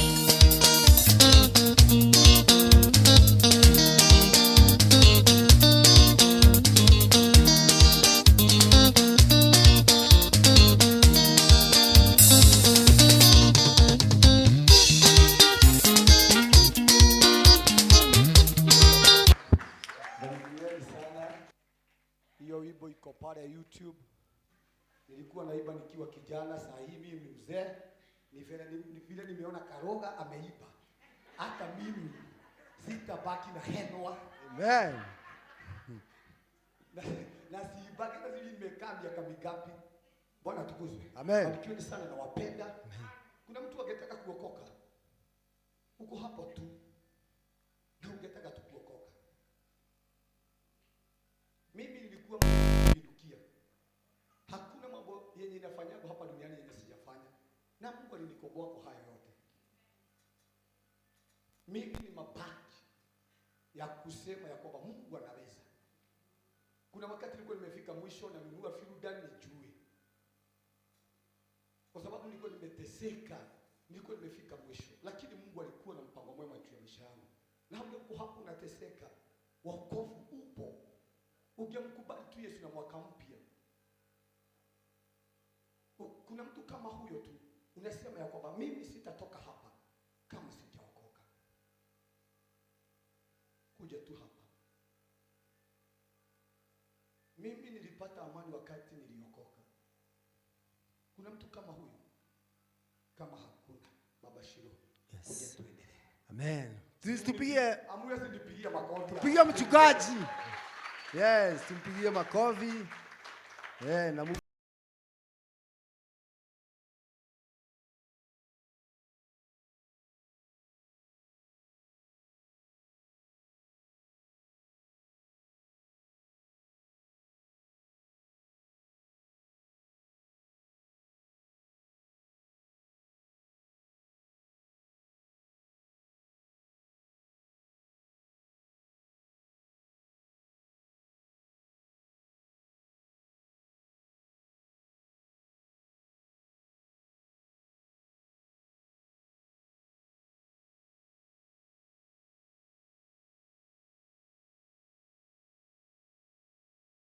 unaita hata yatakuja.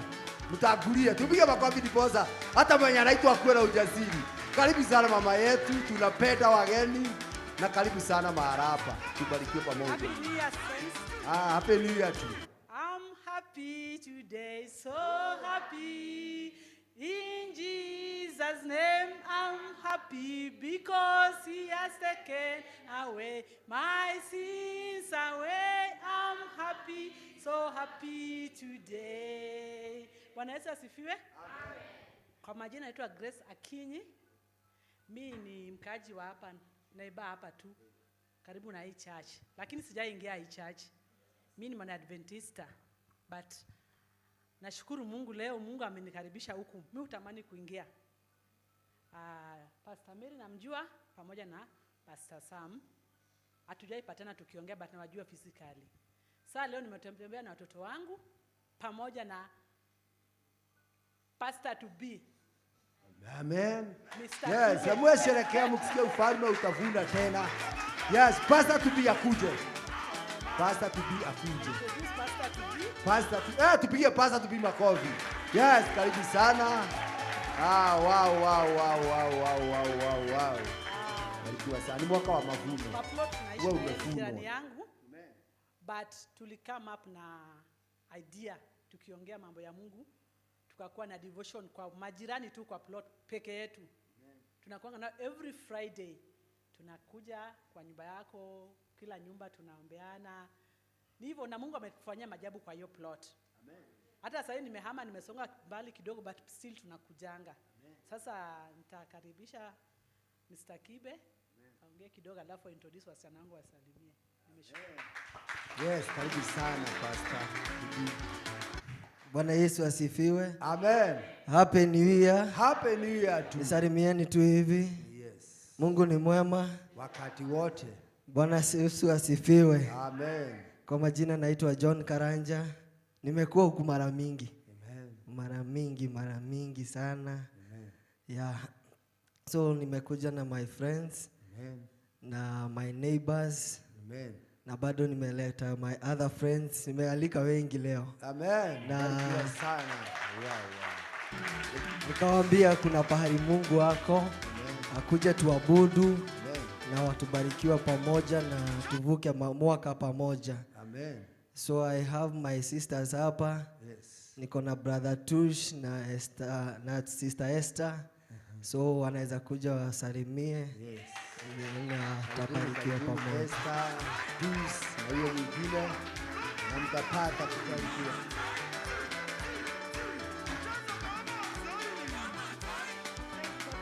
Amen.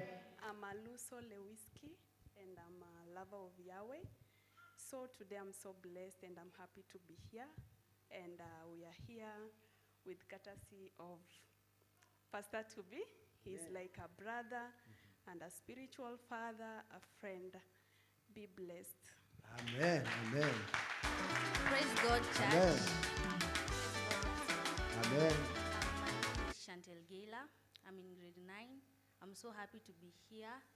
So I hope that God will help us and enable us to be together and treat each other.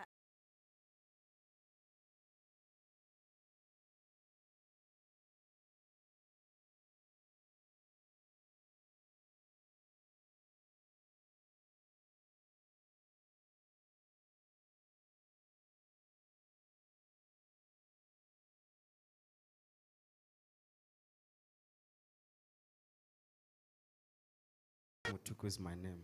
Amen. Bwana Yesu asifiwe. Amen.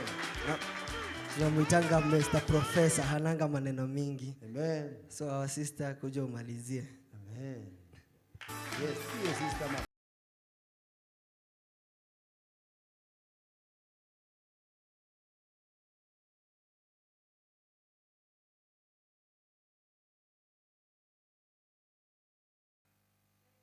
Amen. My name is Esther. I'm saved. Amen. Thank you. Amen. Barikiwa sana. Bwana Yesu asifiwe. Amen. Nilikuwa nimealika wengi lakini hawakumake kukuja. Amen. Hao ndio tu walimake kukuja. Amen. Hao tunakuanga nao na kikundi kingine ya mission team ya evangelism. Amen. Tunajitanga Ezra Madet. Hao wengine tunajitanga the Compassion Fellowship. Amen. Ya, ni Mungu awabariki. Amen. Amen. Barikiwa sana. Mungu atende mema. In the book of Ayub, the word says, do not despise a humble beginning because itakuja kuwa enlarged by God. Kwa maana hiyo ni kazi ya mwenyewe na mwenyewe anajua vile atakavyoifanya. Kwa hivyo barikiwa sana brother. Endelea kushikilia watu na mpate kubarikiwa. Kuna mwingine ndani ya nyumba ambaye anasikia kwamba atashuhudia. Yes, tuna brother kwa pale ananinulia mkono. Tupige makofi. Kuja brother. Tukiona wanajeshi kama wama Gen Z wakiwa wanasema Yesu ni Bwana, we feel very good in our hearts. Yes.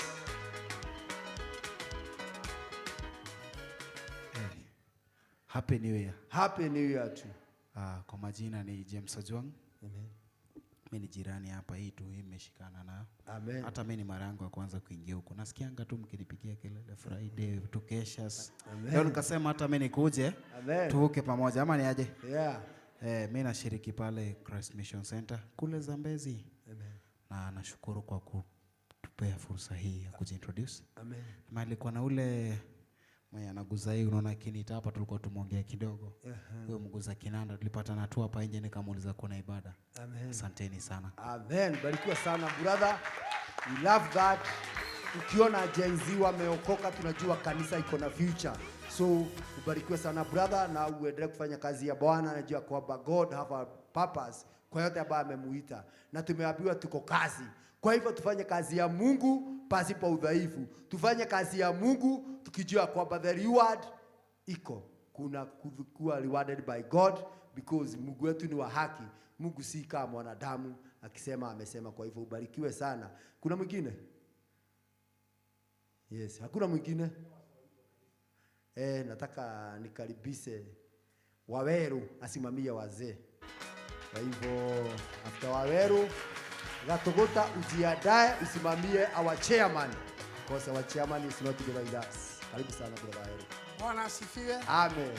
Bwana asifiwe. Amen. Kwa majina ni Waweru, nimeokoka, nampenda Yesu. Bwana asifiwe. Amen. Nafurahia Mungu kwa siku ya leo. Amen. Kwa kuona mwaka wa 2026. Amen. Najua Mungu atatufanyia mema. Amen. Na makuu. Amen. Mungu awabariki na Amen. awafanyie mema.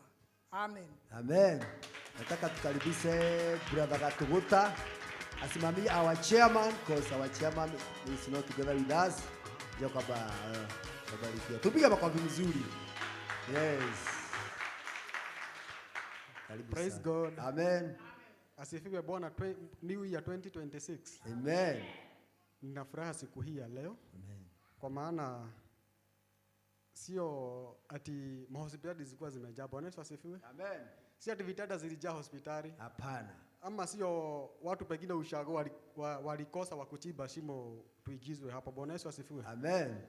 Lakini nataka tukaweza kuona ukuu wa huyu Mungu. Bwana Yesu asifiwe. Amen. Kwa maana kama sio yeye, yes, hakika hii siku ya leo ya maana hivi hatungeiona. Amen. Hatungeweza kuanza huu mwaka mpya tukiwa pamoja. Bwana Yesu asifiwe. Amen. Lakini ni kwa neema yake tumeweza kufika hapa. Amen. Hivyo niko na furaha sana. Mimi naitwa Gatogota. Bwana Yesu asifiwe. Amen. I love my name, it is very unique. Najua hata Mungu anaijua. Amen. Yes. Niseme niko na furaha sana kuona siku hii ya leo. Amen. Chairman wetu leo ni kama hatujakuwa na yeye leo. Bwana Yesu asifiwe. Amen. But I'm very sure alikuwa amejieleza. Yeah. Kwa hii tukienda kuanza huu mwaka, niko tu na a word of encouragement. Amen. Kwamba if anything happens, usikae tu penye huko kwa sababu kitu kimekuhapenia. Bwana Yesu asifiwe. Amen. And now chenye nataka kuambia ni kitu kikukufanyikia, wewe una assume tu kwa sababu uko na Mungu na unafanya nini? Unaendelea. And you move on. Amen. Usigoje ati kwa sababu mvua inanyesha ati hiyo mvua iishe. Bwana Yesu asifiwe. Amen. You must run. Amen. To walk through that rain. Bwana Yesu asifiwe. Amen. Sio lazima mvua iishe ndio utembee. Bwana Yesu asifiwe. You have to train yourself to walk through that rain. Amen. Diposa tukaweza kuwa washindi. Amen. Nataka kuwapea story moja. It is a true story by the way. It happened during the Second World War. Bwana Yesu asifiwe. Amen. It was in the year 1942. Amen. Kuna mtu alikuwa amezaliwa kweli? Hata hatuko tumejulikana, hatukuna mwenye yani hakukuwa hata na trace yetu. Bwana Yesu asifiwe. Hatuko tunajulikana kutakuwa na viumbe kama sisi. Na sasa hiyo vita kwenye ilitokea nchi inaitwa Mesopotamia. Bwana Yesu asifiwe. Ambayo ni Iraq sasa ya siku hii ya leo. Bwana Yesu asifiwe. Modern day Iraq. Bwana Yesu asifiwe. Amen. Na sasa kukatokea vita. Na sasa katika hiyo vita, hiyo ya 5 years, from 1935 to 1945, now hiyo ilikuwa sasa 1943 hapo. Vita ilikuwa imetulia kidogo, lakini bado ilikuwa inaendelea. Praise God. Amen. Na sasa in that country or in that nation ilikuwa a bomb area. Bwana Yesu asifiwe. Yaani mabomu ilikuwa imepadwa chini. Kwa sababu ukijua kabisa adui yako anapitia pale, lazima unapanda nini? Unapanda bomu hapo ndio ukikuja kumeliminate na kuwa ni rahisi. Praise God. Amen. Na sasa wanajeshi fulani wakakuja kupitia ile mahali kufanya patrols. Kufika hapo sasa wakaweza kufumaniwa. Bwana Yesu asifiwe. Na wakatawanyishwa. Walikuwa watatu, wawili wakaenda kwa njia yao kando, na mmoja akabaki katikati. Bwana Yesu asifiwe. Sasa ni atoroke na njia yake. Praise God. Na sasa kama mwanajeshi anajua vizuri akishakanyaga landmine. Bwana Yesu asifiwe. Anajua vizuri kabisa akiinua tu mguu hivi, hiyo mguu ishafanya nini? Ishaenda, ama hata yeye atakufia tu hapo. Praise God. Na sasa huyu mmoja sasa mwenye alibaki kiwa stranded, akasikia kabisa amekanyanga hiyo bomb head. Bwana Yesu asifiwe. Sasa hezi inua mguu. Na ilikuwa kwa jangwa. Mchana weather ya jangwa sinakuwaga jua kabisa, yenye inakuscorch mpaka kabisa unaisha. Usiku tena ndio hiyo baridi. Hawezi toa mguu pale kwa sababu akitoa atafanya nini? Atakufa. Na kabisa anasikia ni bomba amekanyanga. Siku ya pili sasa ndio akaanza kuona kube kuna kuanga na watu kwa hii jangwa. Hata kama ni jangwa kube kuna kuanga na kuna watu tu wanastamili wanakaa tu wanaishi huko juu ni kwao. Wengine walikuwa wanatembea vizuri, wanamwangalia tu lakini hawamkaribii, wanampita tu, wanakuja tu wakimpita tu. Bwana Yesu asifiwe. Mzee akakuja, kuna mzee alipita hapo mara kadhaa, akashindwa yule ni nini anasimamisha pale. Bwana Yesu asifiwe. Akaona akapita mara kadhaa, akaona huyu ni kama akona shida. Akamwambia you just as human, move on. Lakini huyu ni kama huyu mwenye anatembea anachechemea. So yeye aliwahi kanyaga bomu siku moja, lakini akafanya nini? Akaondoa mguu na akaweza kulipuliwa mguu. Mguu yake ilikuwa ya chuma. Bwana Yesu asifiwe. Anamwambia wewe just move on. Assume tu hata si bomu umekanyaga na ufanye nini? Na uweze kuendelea mbele. Lakini huyu ile uoga ako nayo hawezi. Akagoja wale watu walikuwa nao, akaona hawakuji. That man akaweza kupoteza hope. Bwana Yesu asifiwe. Akaona tu kifo tu ndicho tu kinaweza mmondoa mahali pale. Bwana Yesu asifiwe. Mzee akapita tena, akamwambia wewe just as human and move on. Lakini huyu hawezi sikiza huyu mzee kwa sababu anajua nini iko hapa, ni kifo ama kupoteza mguu. Akakaa hapo kama ilikuwa 4 days.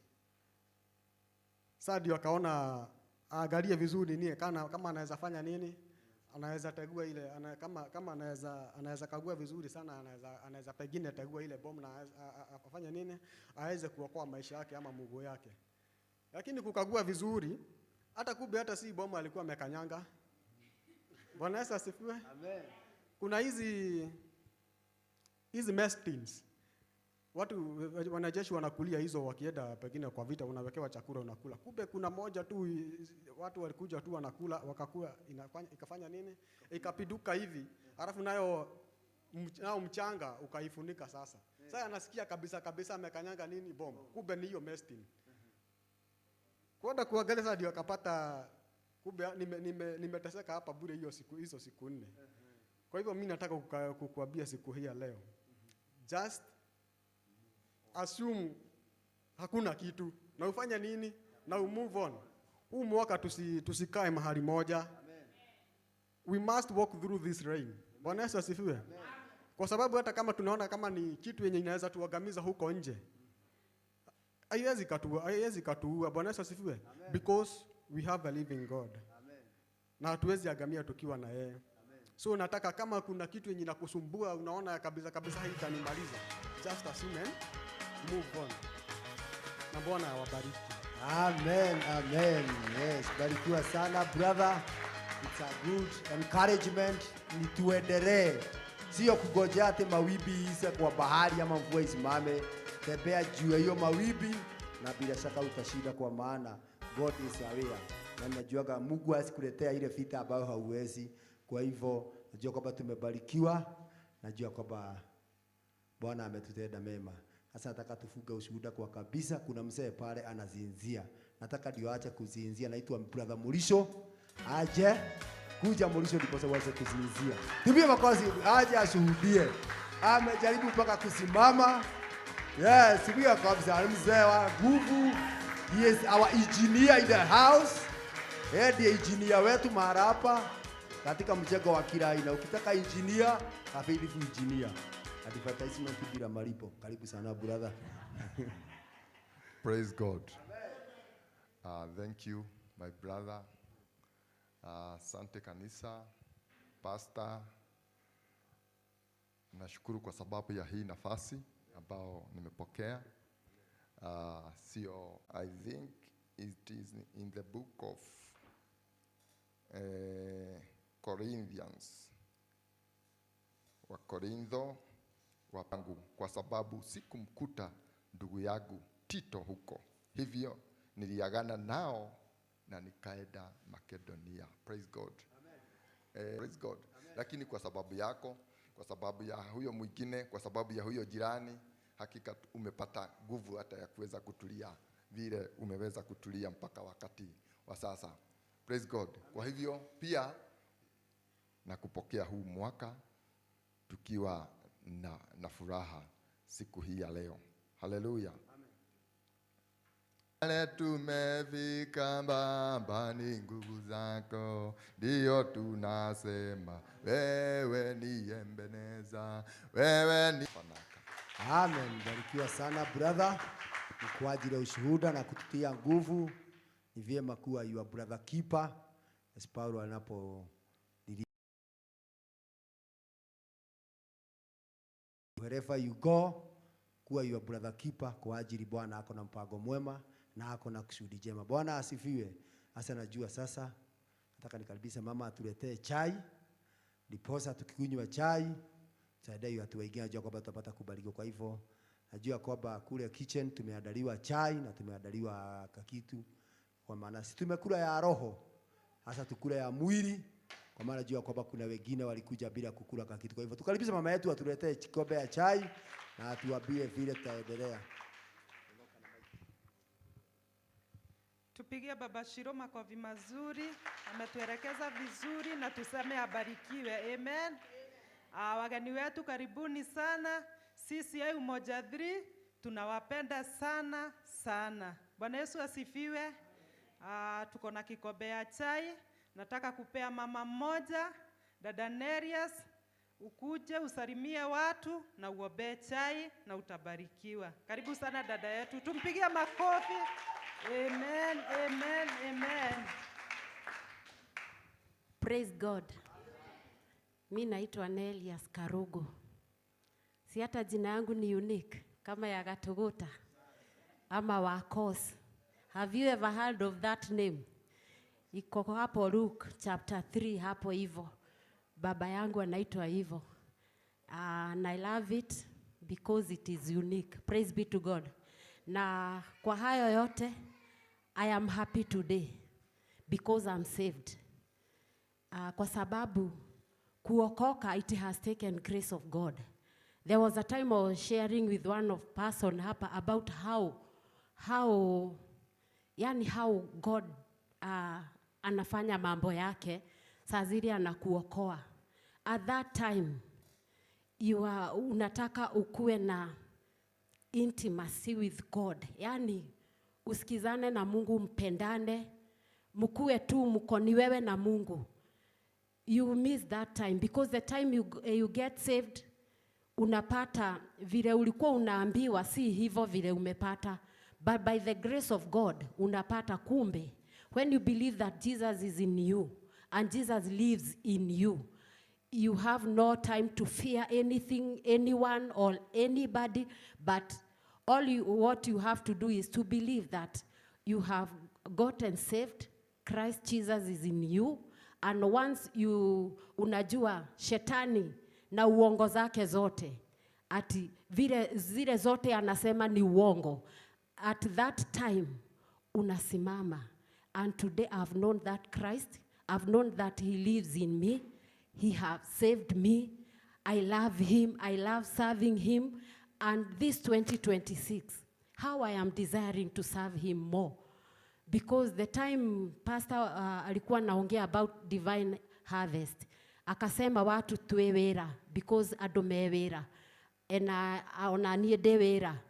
there was a word nilisoma leo and I love it and I know you know it about Mugoda wa Midhavivo. And the time pastor amesema tuko kwa hiyo shamba, I was happy because hiyo shamba kuna yule mtu alikuwa na hiyo shamba na akafanya kuenda akaacha amepanda hizo mizabibu, and the time alipanda, time ya harvest alitumana, and the time alitumana, wenye alituma the first ones, mmoja alichapwa, mwingine akapigwa na mawe, and the other one akauawa. So when the people are fighting kwa shamba la Mungu, ilikuwa that time. So it's not a big deal today.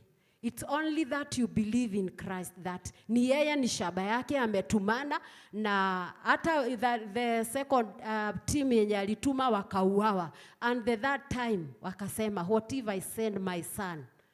Maybe wataogopa my son na waheshimu, but who are them?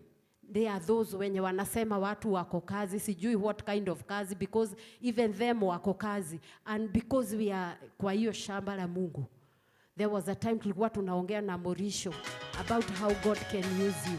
Akaniambia hiyo ombi, mtu mwingine ameimba wimbo, akasema direda uhudhire. Akasema about Isaiah, venye alisema brother Morisho akaniambia, unajua hiyo ombi ni kubwa sana, usichezee hiyo wimbo, ati Mungu aguze ulimi yako na makaa moto.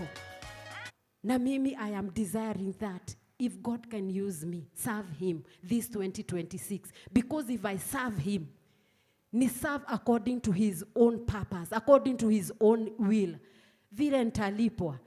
Na Mungu ashaanza kunilipa. By the way, we were talking with my daughters at home back there January. By the way, January nikikuja hapa nilikuwa naumwa na miguu, na time tulipakwa mafuta, nikaogopa kuambia pastor niombe, nikaguza miguu yangu na ilikuwa inauma, na hii miguu yangu ndio inakuanga ofisi yangu, na mguu ikapona. Today venye hata nikitoka kwa nyumba nimemeza dawa.